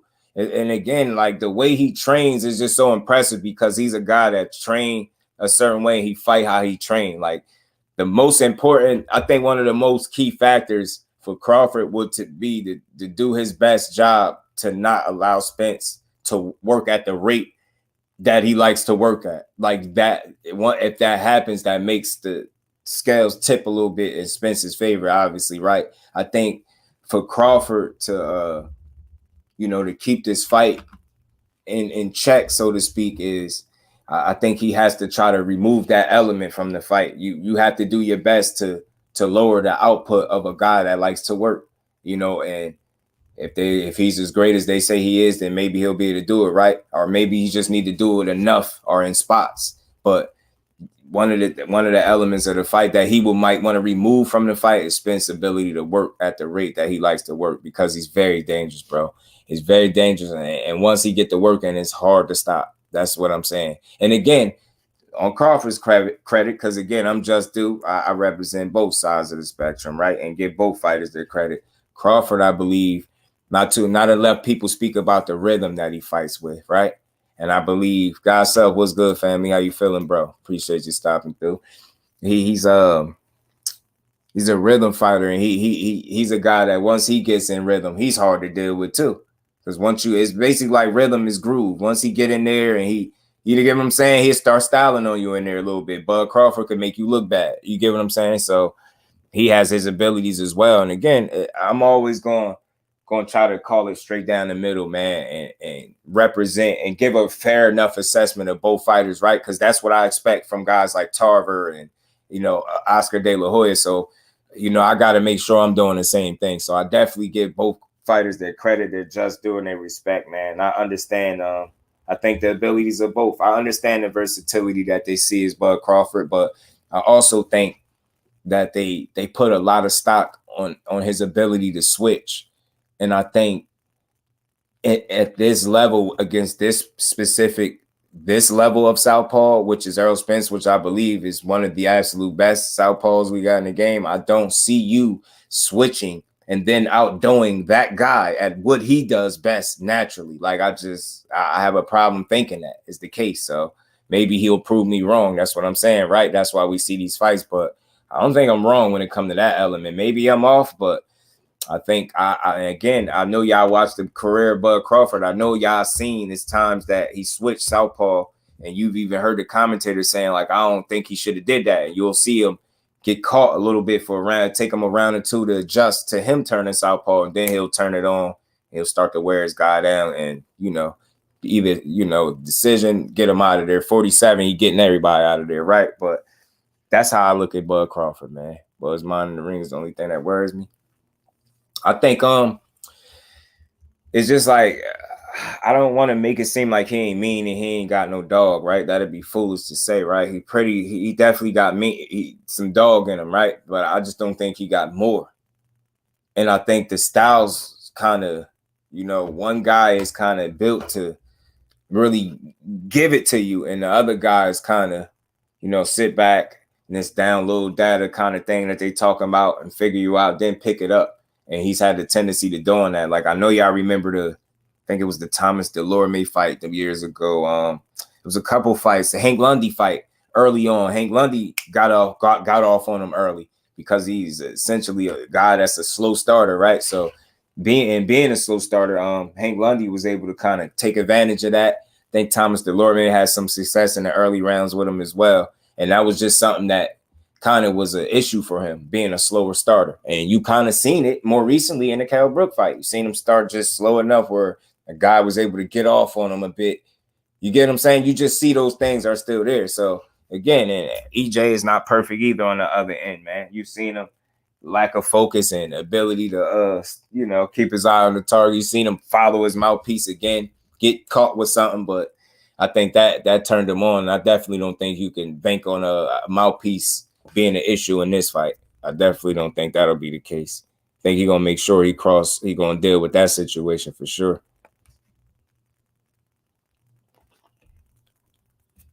Having a lot of dog will get you killed. It definitely can, and I believe the bigger. And again, the reason why I'm not to say that Crawford's dog can't get him out of trouble in this fight, right? I just feel like the styles, like if it turns into that dog versus dog, it's just one guy's style seems like it's more equipped to deal with that kind of fight, if that's fair, right? Just off the styles, the way you see it. Like Crawford is a patient, kind of figure you out, get what I'm saying, kind of guy. Then he'll get you hurt and go get you then, right? Or if you get, he has a tendency to go try to get you once he get hit, right? But naturally his style is to kind of, counter punch, figure you out and dismantle you, break you down, right? And get you out of there. But Spence wants to come get you.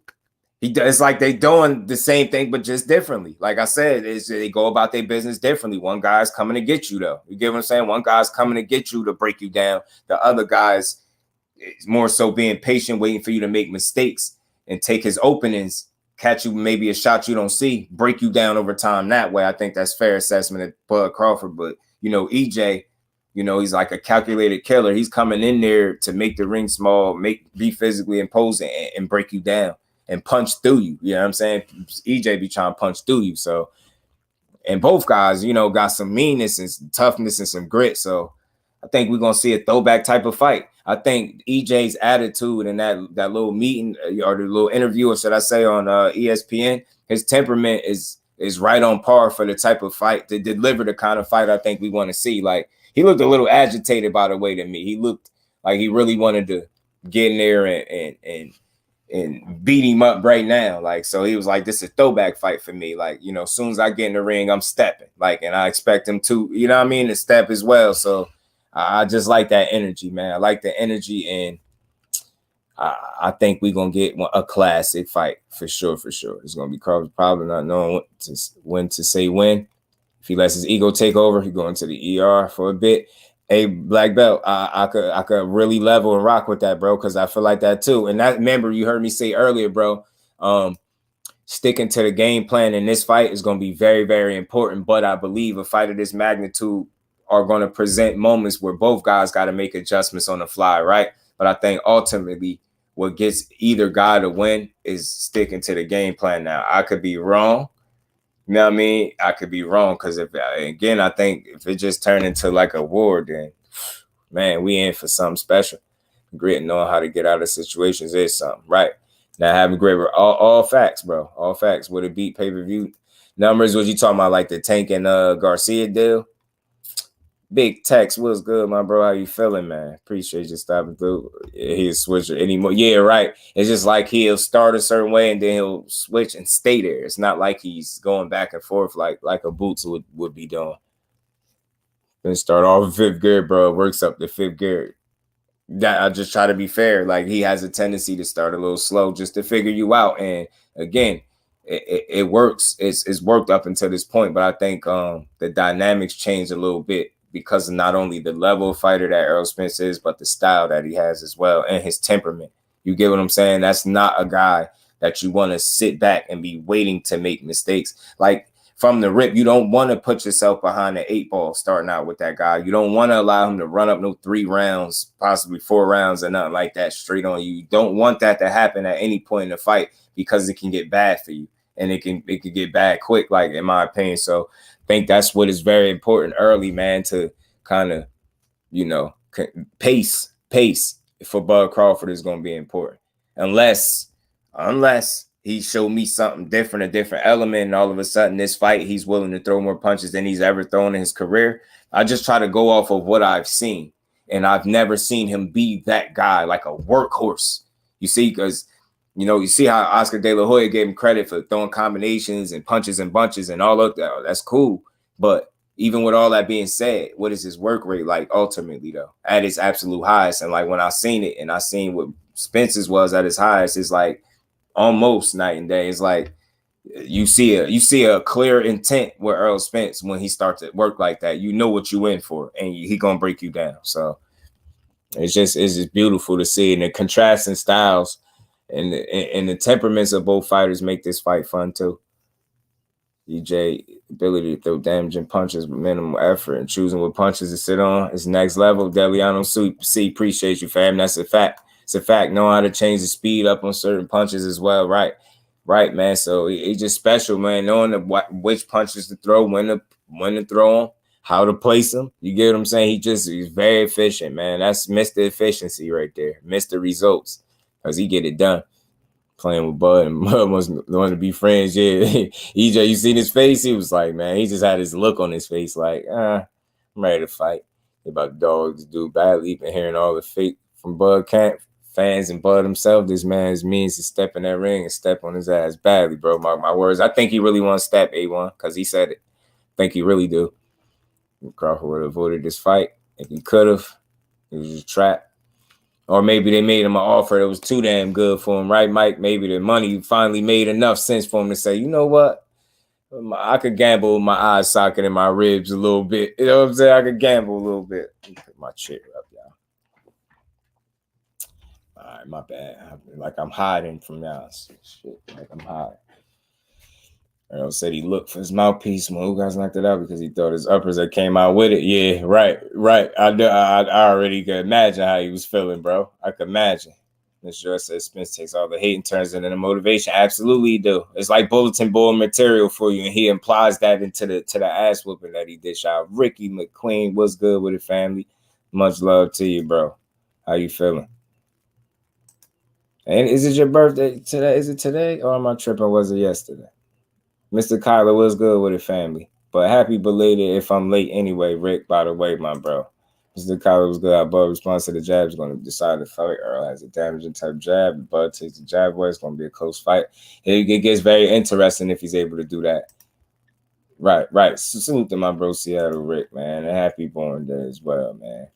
At the Bug is beat up, he'll say his old Spence aged him out. Right. And he'll have to blame himself for that. You know what I'm saying? You feel me, bro? So this is gonna be fun, man. I be who I be. What's happening with it, bro? How you feeling? This is gonna be fun, man. It's gonna be interesting to see that this first press conference. I think it was. Did I see somewhere it was for next week or something? Oh, today. Okay, yeah, good. Seattle Rick, man. Happy born day to a real one, man. Blessings to you, Brody. Blessings to you. 45 years young today. Okay. Happy 25th, Brody. You know what I'm saying? Happy 25th out here. I think Bud is a good counterpuncher. Yeah, he's a very good counterpuncher, bro. That's one of his best qualities, I think, assets in the ring. His ability to counterpunch and be a bit sneaky and catch guys with shots that they don't see, take advantage of, you know, guys being overly aggressive, right? He has that ability to do that. So Spence, you know, more than he's ever been, he got to apply intelligent, calculated, smart pressure, how he typically does anyway. But he want to make sure he shore up all the holes, you know what I mean? So, but I could see a guy like Bud trying to take advantage. I've seen him take advantage of guys being overly aggressive or come forward type of. I've seen him be able to take advantage of that. But at the same time, I've also seen people be able to take advantage of Bud's patience and his willingness to want to download this data, as they say, right? So I've seen, you get what I'm saying, waiting and getting caught with a shot and dropping the hands, putting the chin, like you know, they all make mistakes. So again, they make just enough of mistakes, and the styles contrast just enough to mesh the right way to give us like a classic. And I think that's why we all glad we getting it. Again, it was once I got called an Errol sexual, y'all, it was personal. Like, we had to get this fight. The first time I got called that, I was like, what the hell is that? Like, I don't even present content that leans and favors too heavily to a guy, even if I like him or not. If I'm wanting him to win, it's like, I don't know what the hell that was, but it's crazy. He's going to come in his best form. I think he's going to put everything into this. I think he understands what's at stake. He understands what's in front of him. The odd thing is, I know people make a big deal about the car accident and the retina and things like that. And I truly believe when it pertains to Errol Spence, those situations, you know, they say, oh, you hit it. He'll never be the same since that accident. And I think you're right. I think even Errol Spence agrees that. But he said the same thing. You get thrown from a car and, you know, hit your face on the pavement or whatever the case, and you see you the same. But I think it's a different version of him that is still great. Very great. And I think, you know, the motivation and just truly understanding what's in front of him is going to propel him and put him in a situation to be successful. I think that's what makes him tick, like, just, you know, not taking things for granted no more, really realizing, you know, he on borrowed time. So you get what I'm saying? So it's like, in a weird way, playing with house money. He ain't supposed to be here. All it took was for that man to probably have a seatbelt on, and he would, good chance he wouldn't have been here. So you get what I'm saying? He could be looking at it like that. Look, I know what to look. I'm giving this everything. I'm gonna put everything into it. And again, you got the right teacher trainer in Derek James, and I think they're gonna put together a good recipe to get some things on any waivers. Cool Boy Experience for the bus. Same week is fire. That's crazy for boxing. And didn't I tell y'all 2023 was gonna be the year of the big fight? Told y'all. I tried to tell you. Spence generally uses his jab inside to get a primary weapon. If Crawford focuses on Spence jab, it's going to be a mistake. That's a good point. I think it's going to be, you know, these dudes really got to be on their P's and Q's, both of them. Cross them T's, dot them I's, and be prepared for the fight of your life. You know what I'm saying? Man, salute to my bro, Seattle Rick, man. Come on, man. Let's clear that. Boy has been hilarious fight since day one. Since all the games we've been playing, Spence is going to make him pay for the BS watch. I think it's a real good chance, man. Spence going to make it a tough out. A tough out. Tough out for him.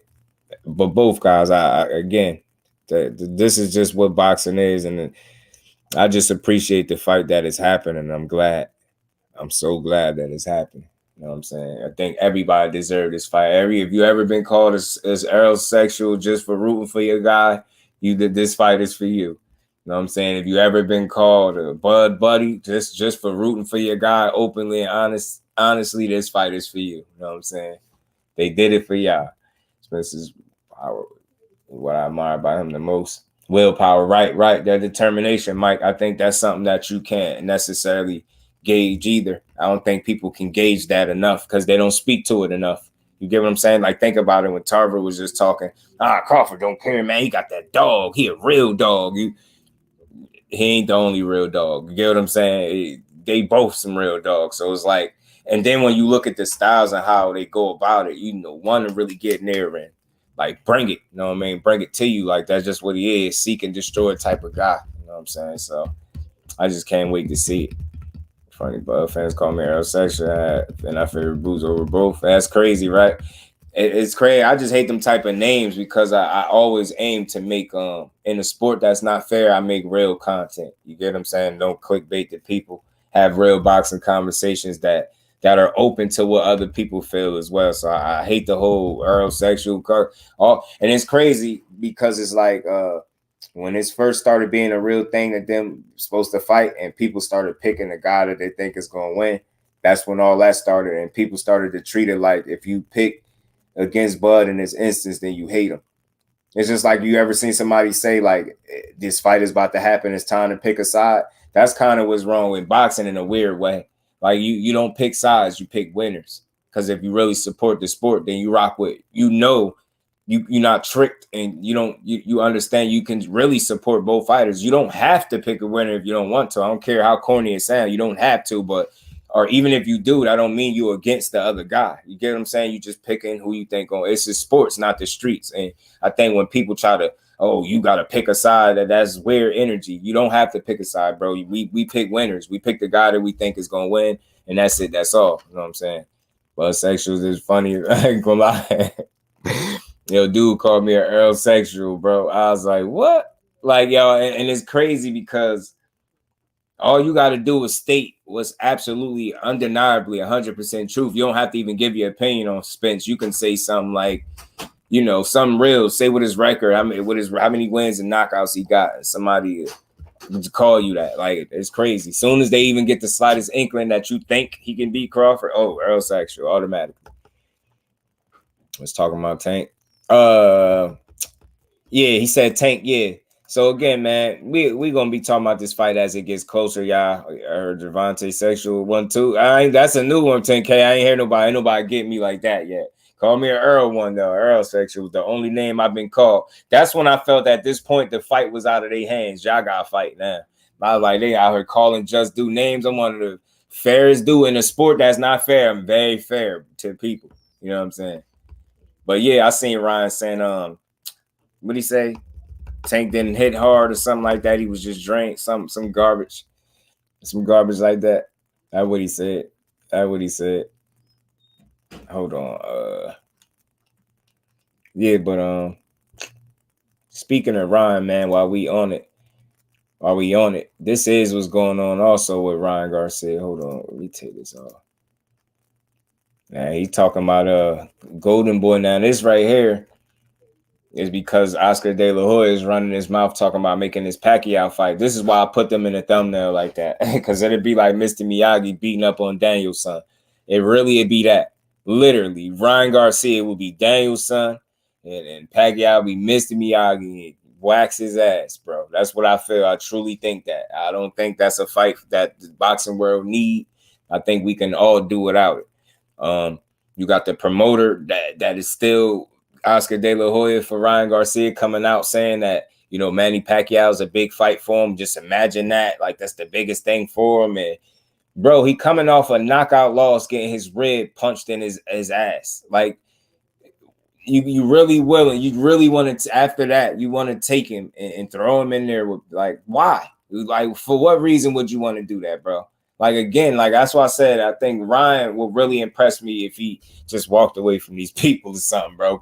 And I know it's probably more complex than just walking away from him. But look, he said this isn't happening. I said what I wanted. It's frustrating. He tired of this. So what do you do when you tired of something? You make a change, right? Again, he obviously was smart enough to get rid of Jean Jacket Joe.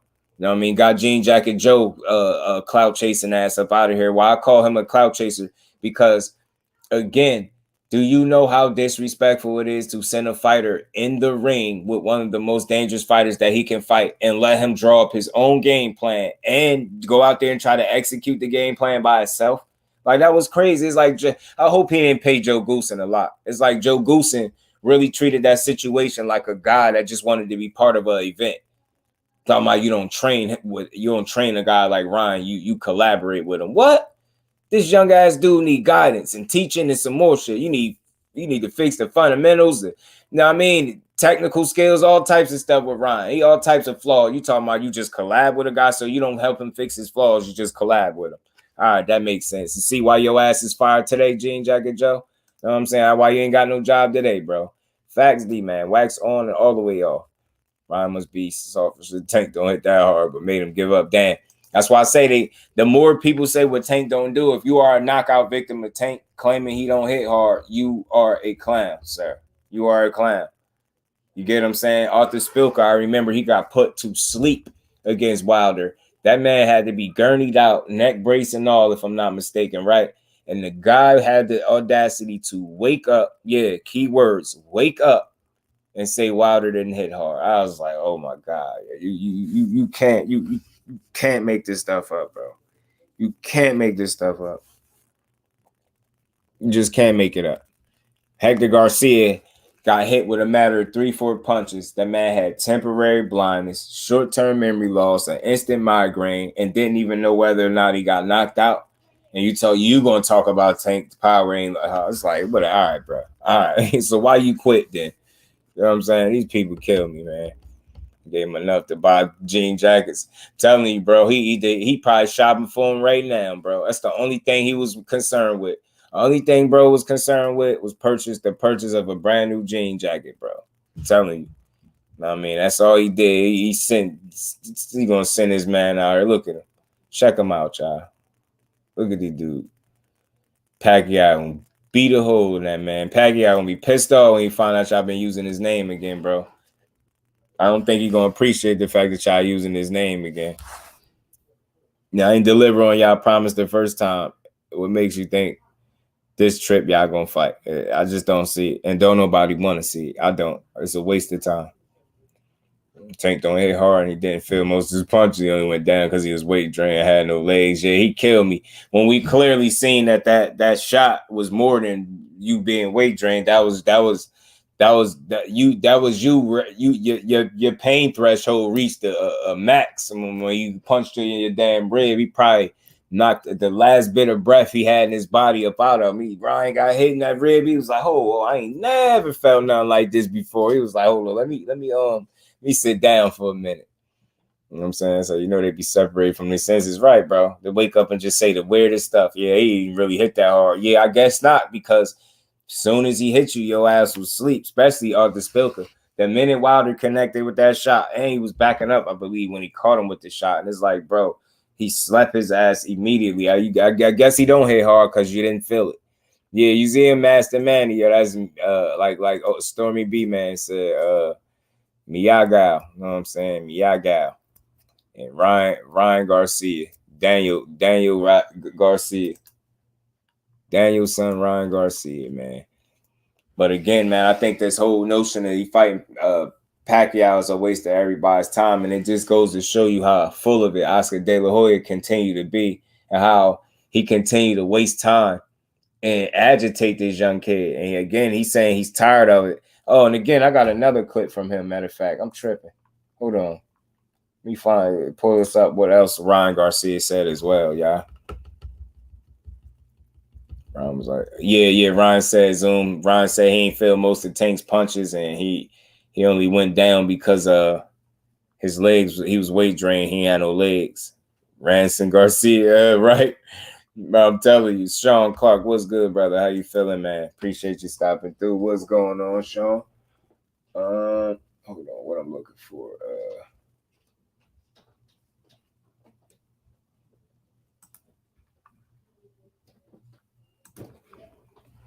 I got it for y'all. YS22 was good with it. Spence would be the lifestyle.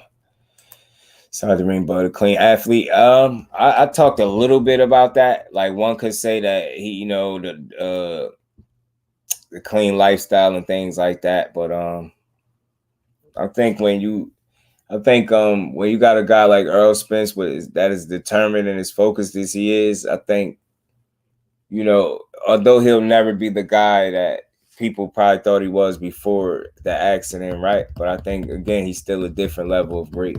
Still a special fighter, and I think he's going to be able to show it. That's real to say that. That's a possibility. That could be a thing that shows up in the fight, right? But ultimately, I just think the work, the guy that better game plan, sticks and executes on the night is going to win. It's just gonna be one of them fights. And again, we can get more than one fight out of this is great because people didn't think we was getting one. They thought of getting more than one fight is a win for us. So we went right off the bat. Ryan was going to discredit Tank. I said that after the fight. It took him a while, didn't it? Took him a while, Cuzzo? Took him a while.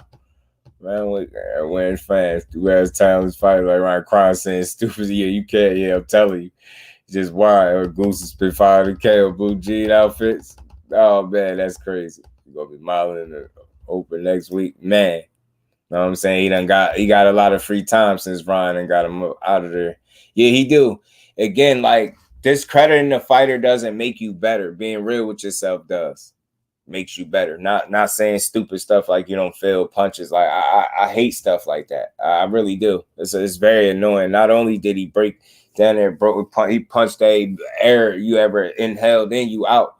You know what I mean? He dropped your ass before that. So it's like, don't give me this. You didn't feel nothing. But this is what Ryan had to say also about, after this Tank fight. This is some interesting stuff. So he might need to think Tank, right? Listen to him. A win, I wouldn't have got to see it.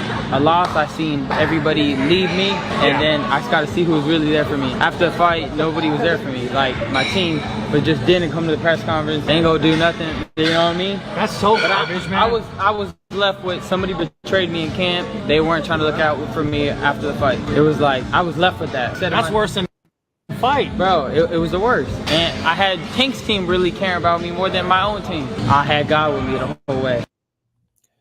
You had what? Hold on, let me see what you said, Ryan. And I had it was the worst. My bad, John.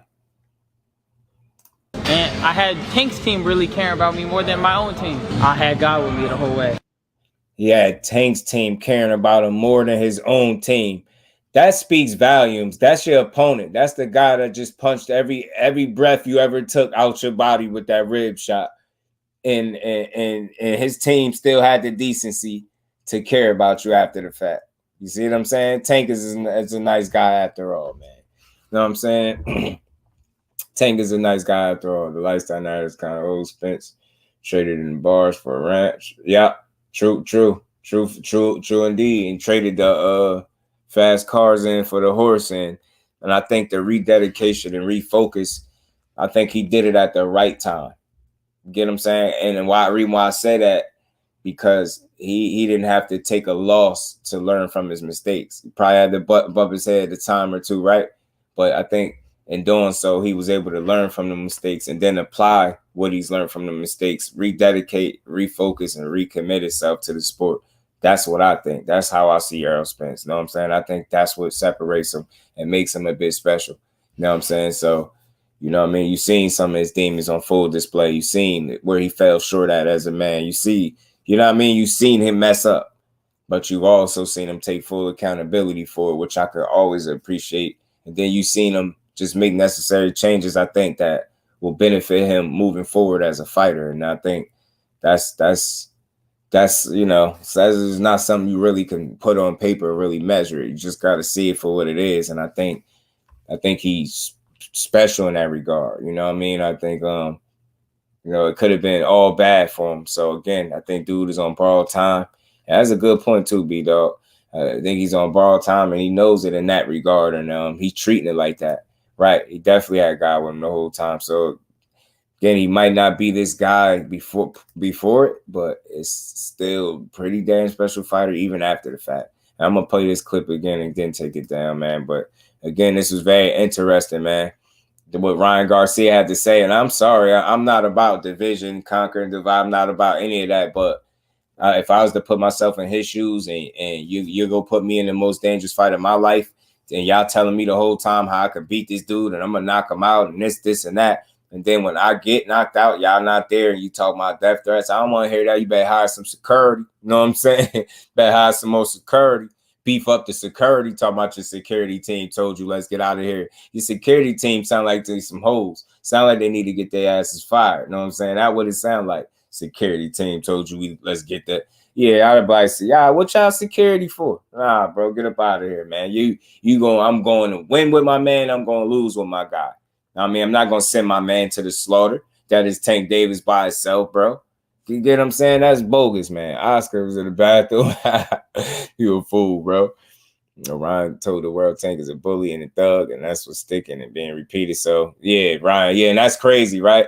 Didn't care, bro. You need to tell more people don't believe you, right, man? A win, I wouldn't have got to see it. A loss, I seen everybody leave me, and then I just got to see who was really there for me. After the fight, nobody was there for me. Like, my team, but just didn't come to the press conference. They ain't gonna do nothing, you know what I mean? That's so garbage, man. I was left with somebody betrayed me in camp. They weren't trying to look out for me after the fight. It was like, I was left with that. That's worse than fight, bro. It was the worst, and I had Tank's team really caring about me more than my own team. I had God with me the whole way. A win. That's what's up, man. Much respect to that young scrapper, man. Salute to my bro Jim and that Cash App, man. Much love, much appreciation, bro. And we ain't never got a box again. Well. I already been getting these bets, but now it's time for you to get your JusDueBoxing. I gotta fix that.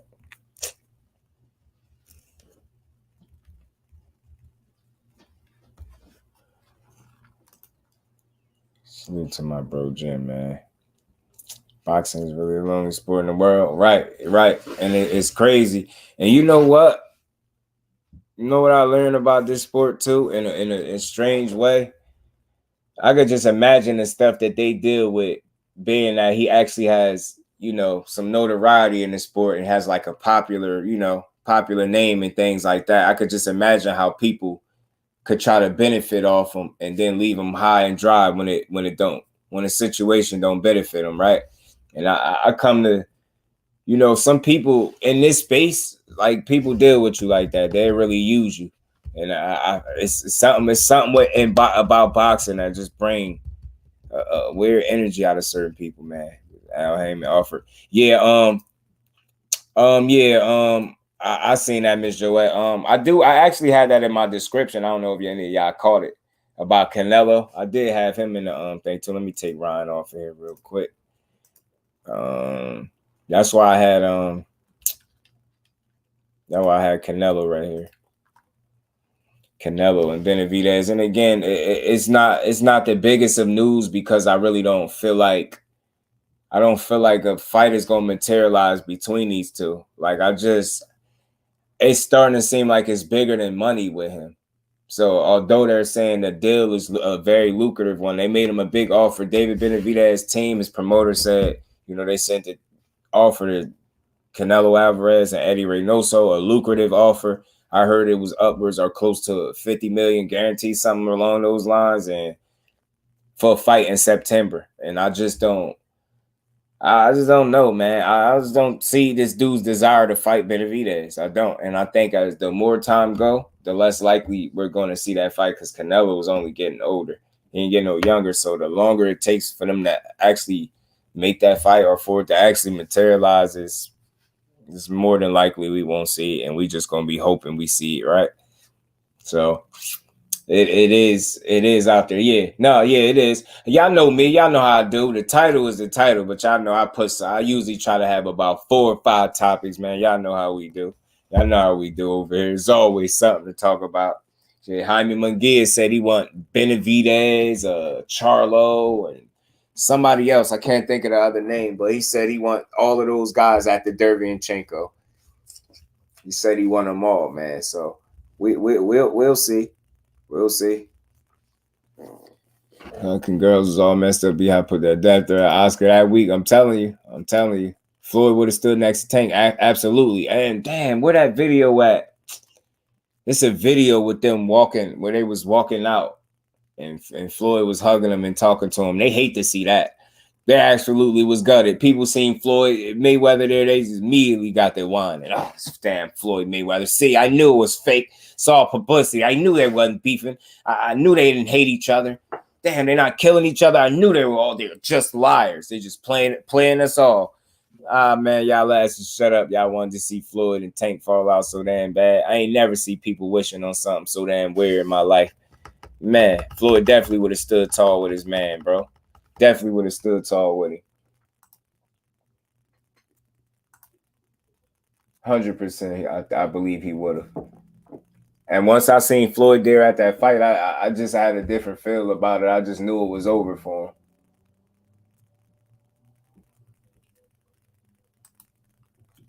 I knew it wasn't no way he was winning that fight after that. He ain't gonna have no more as after Sergey. Yeah, I'm telling you, right?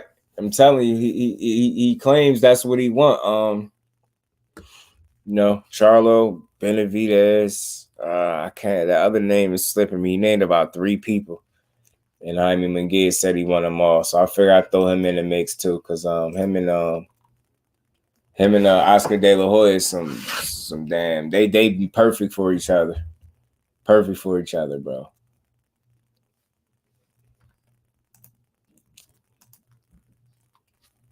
So if Ryan is to make something out of his career, man, he just might have to consider switching sides, man, and getting Golden Boy the hell up out his face.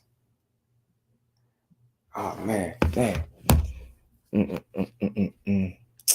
did. I got it. I feel like I missed some. Jaime versus Beagle.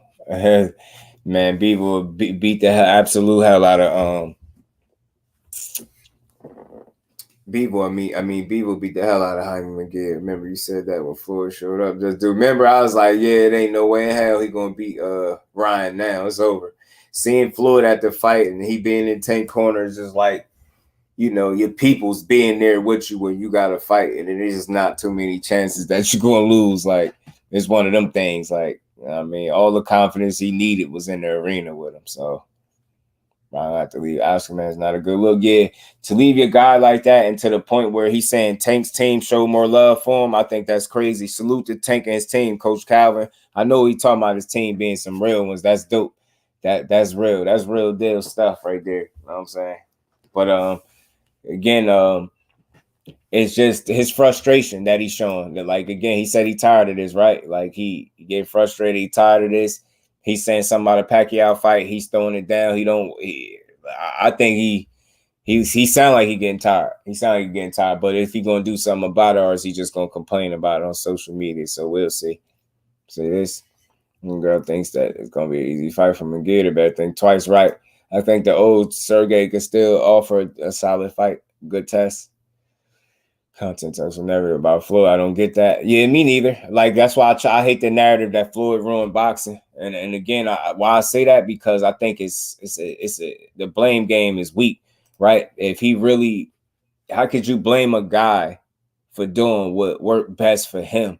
And I said this all the time, like, he did what worked best for him. He didn't have no idea everybody would try to emulate what he did. And again, if people were really doing it the way he actually did it, then they would be taking on much different competition, or they would actually be willing to put themselves through that pretty boy Floyd stage. But people just play the money game, man.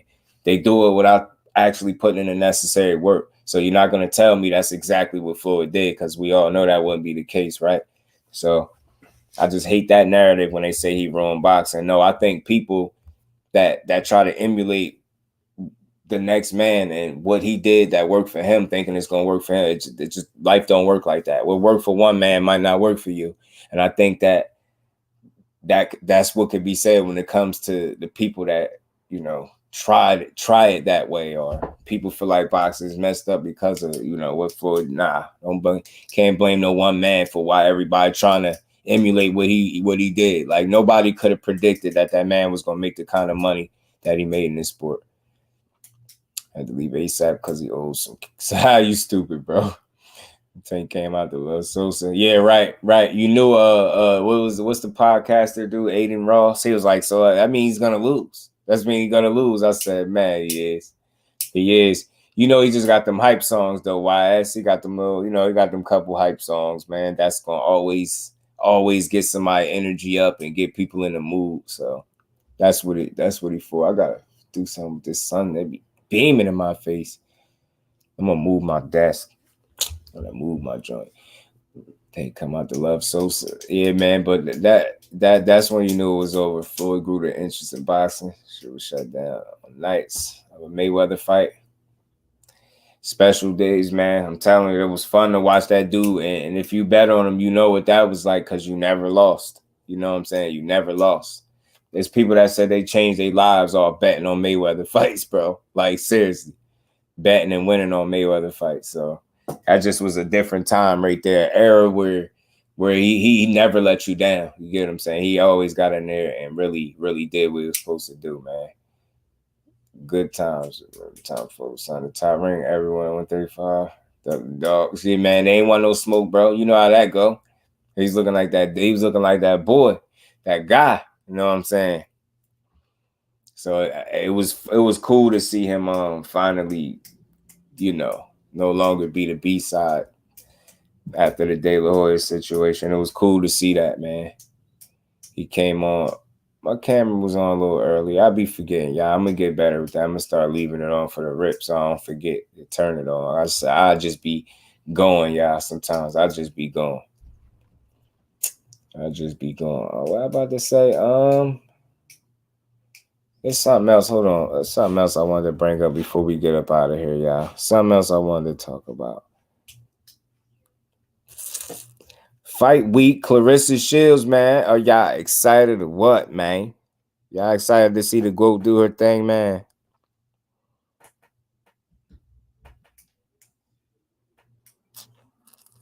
I wonder if she gonna get a stoppage. It'd be cool to see her beat. Like, I think this would be a points decision for her. I think what's her name, Mariceli Cornejo. I think she's pretty tough. She got a nice bit of losses, but I still think she's pretty game. And those 2-minute rounds, I think, be getting Clarissa. I think the girls be able to escape her a little bit. You know what I'm saying? I would love to see them start offering the ladies 3-minute rounds. Oh shit, I thought I didn't see that. But yeah, man, just to wrap up, y'all. Like I said, man, we got a hell of a fight coming up. July 29th is definitely one that we wanted to see, but we can't forget about Monster NUA and Cool Boy, right? I can't wait to see that too. So I told y'all 2023, year of the big fight, and I think they deliver and they gave us the ultimate fight. And again, let's keep in mind that July is not the end of the year. They still got opportunities to give us fights, right? So I think when we look back at 2023, you know, those that really appreciate boxing going to be able to appreciate a lot of the action that we got, a lot of the fights that we did get. You know what I'm saying? And I think boxing is continuing to try to make a push to give us what we want, right? I just think we just got to continue to demand it, man, and not support what's not worth it. You know what I'm saying? So with that being said, July 29th is on, man. It's the fight of the year. Me, Fimo and Taylor's next shot. First the GOAT this weekend. Then you know what I mean? Because it's always an occasion. I don't care who she fighting. It's an occasion. I'm gonna be tuned in and watching it. But yeah, we got Fimo and Taylor. I can't wait to see that too. I want to see if T.O. really gonna prove me wrong. I like to be wrong about certain stuff. Like, I like to be wrong about Teofimo, and he showed me something. I really do, but I don't have much faith that he's going to beat Josh Taylor. I think he'll make it a pretty interesting fight, but I don't think he'll win it. You know what I'm saying? I think he could get himself hurt, too, depending on how difficult that fight get, or how early the fight get difficult for him. And if it get difficult and it's just those moments where he got to look to his father for advice, I think those moments gonna be rough for him, man. And if you're uncertain of yourself to any degree against Josh Taylor, I think he's gonna get beat up. I think he'll lose. That can happen. 2 minutes too, right? Yeah, nah, for sure though. But I sometimes I feel like that one little extra minute sometimes, boy, it do something for him. Because I know some people feel like you're a knockout puncher, and I don't think she's the biggest puncher, obviously. I think she hit hard enough where I see him hurting girls and I'm not wanting it, man. I think Catterall exposed Taylor. I feel you. I just look at it like this, right? 10K Mike appreciate you as always, man. I just feel like it's a possibility that dude could have over-celebrated just a little bit too much. Josh Taylor did. And I think as a result, you know, he looked like a guy that didn't have the best camp. I'm not saying for sure, for certainty. I'm just saying in my opinion, it's just like that dude could have had a rough camp and just didn't focus. I think I always said I thought he overlooked Jack Catterall a little bit, and a combination of things led to that kind of performance. It was like a flat performance. It's just like something he wasn't. That's not Josh Taylor, you know that, and everybody can have an off night. But he's fortunately for him, his off night didn't lead to a loss. You get what I'm saying? His off night didn't lead to a loss. He's very fortunate that his off night did not lead to a loss. Anyone think the chick has a chance against Clarissa? I don't, respectfully, Miss Joette. I think Clarissa is going to dog her because she's just that special. I think she was going to beat Hannah Gabriel again, too. You know what I'm saying? I think there's just, at this point, it's just about how great she want to be. You know what I'm saying? And I think she worked so hard, and she ain't letting up. You know what I mean? She ain't letting up, so it's going to be fun to see. Savannah Marshall and Franchon Cruz is earned. That's a fight to see. Alicia Baumgartner and Christina Lindartu, what's her name? The girl she fighting that beat her. It's a lot of good fights. July 15th, I knew it. We finally got a Montana Love, Richardson Hitchens fight. It's a lot going on in boxing, man. It's a lot. It's a lot going on, y'all. It is a lot going on. Lopez hasn't learned defense. Only shot an early knockout. If not, Lopez gonna get beat. Yeah, and I don't think he got crazy knockout power. I just don't think he's as explosive at 40 as he was at 35. I think the punching power is just not looking like it once did, and I think because of it, he's going to have to be an outboxer, like I said before. At 40, he's going to have to go the distance more times than not. And I think those fights are going to continue to be tough on him. But let's see if he proved me wrong. I just feel like his mental is a little bit all over the place. And he's saying a lot of things about, like, you know, divorce. And, like, it's just like your demons are still plaguing you. And I think that might really, like, be taking up some free space in your head. Maybe I'm wrong. Maybe he can compartmentalize, put those things to the side, and, go out there and have a performance of a lifetime, because I think that's what he's going to need, a throwback Tio performance to win. For granted, he was lucky he didn't get beat. Right, he was gifted that decision. Right, Kello was good with the family. Josh said he was drinking and partying before that fight. I think he was, bro, Kello. I think he was. And I think, Hitchens going to handle business, black belt. I think he was, and I think because these dudes are human, right? And I just think he partied a little too much and took the situation for granted. He showed him being human in that moment, and that's, you get what I'm saying? And he got a result that should have woke him up. That's why I expect him to look a lot better, because if you really examine the resume of a Josh Taylor, he got a solid resume. The dude is a good fighter, in my opinion. You know what I mean? That tournament he ran through and the quality of fighters that he got on his resume, he got some quality on his resume, man. He got some solid fighters. He ain't just got some nobody. So Josh Taylor had to grow on me, though. But once I started watching him and really, really paying attention to him, I'm like, nah, this guy got some fight game with him, and I think he'll be Tio. You know what I'm saying? I think he'll be Tio. But let's see what happens July 29th when Mr. One-Dimensional, as Oscar and Tarver kind of put it. Let's see if he's able to show us just how good he is, you know what I'm saying? And let's see what Ryan does from here. If his frustration really leads him to leaving Golden Boy or dealing with the BS, we're going to see. But as it stands, I think that Pacquiao fight is just more hoopla. It's just more run-of-the-mill blog type, not even blog, I want to say like tabloid type, news. I just don't think that's real. I don't see Ryan and, Manny Pacquiao ever getting in the ring. And if they did, I don't see Ryan winning. So that's just me. And the way he's drinking, the way he looked drink. Yeah, facts. Right, 10K. That's why he looked that bad. I figured too much partying. A little too much partying for the boy, man. For the boy Josh Taylor, man. But, man, y'all make sure y'all punch that like button if y'all haven't, man. As always, man, it's been another dope one. TD, salute to my bro. Ryan said he wasn't with that. Yeah, right, he ain't with it. And he said it's not happening. He said he already told him what he wanted, and it's getting frustrating. So we'll see if it results in him making a promotional change, which I don't expect, but it wouldn't surprise me all the way. I just don't know to what level is his frustration at, you know what I mean, and what he really willing to do about it. But time will reveal all things, and we definitely find out in due time what he decides to do. We're going to see, but I know that Pacquiao fight, off the table.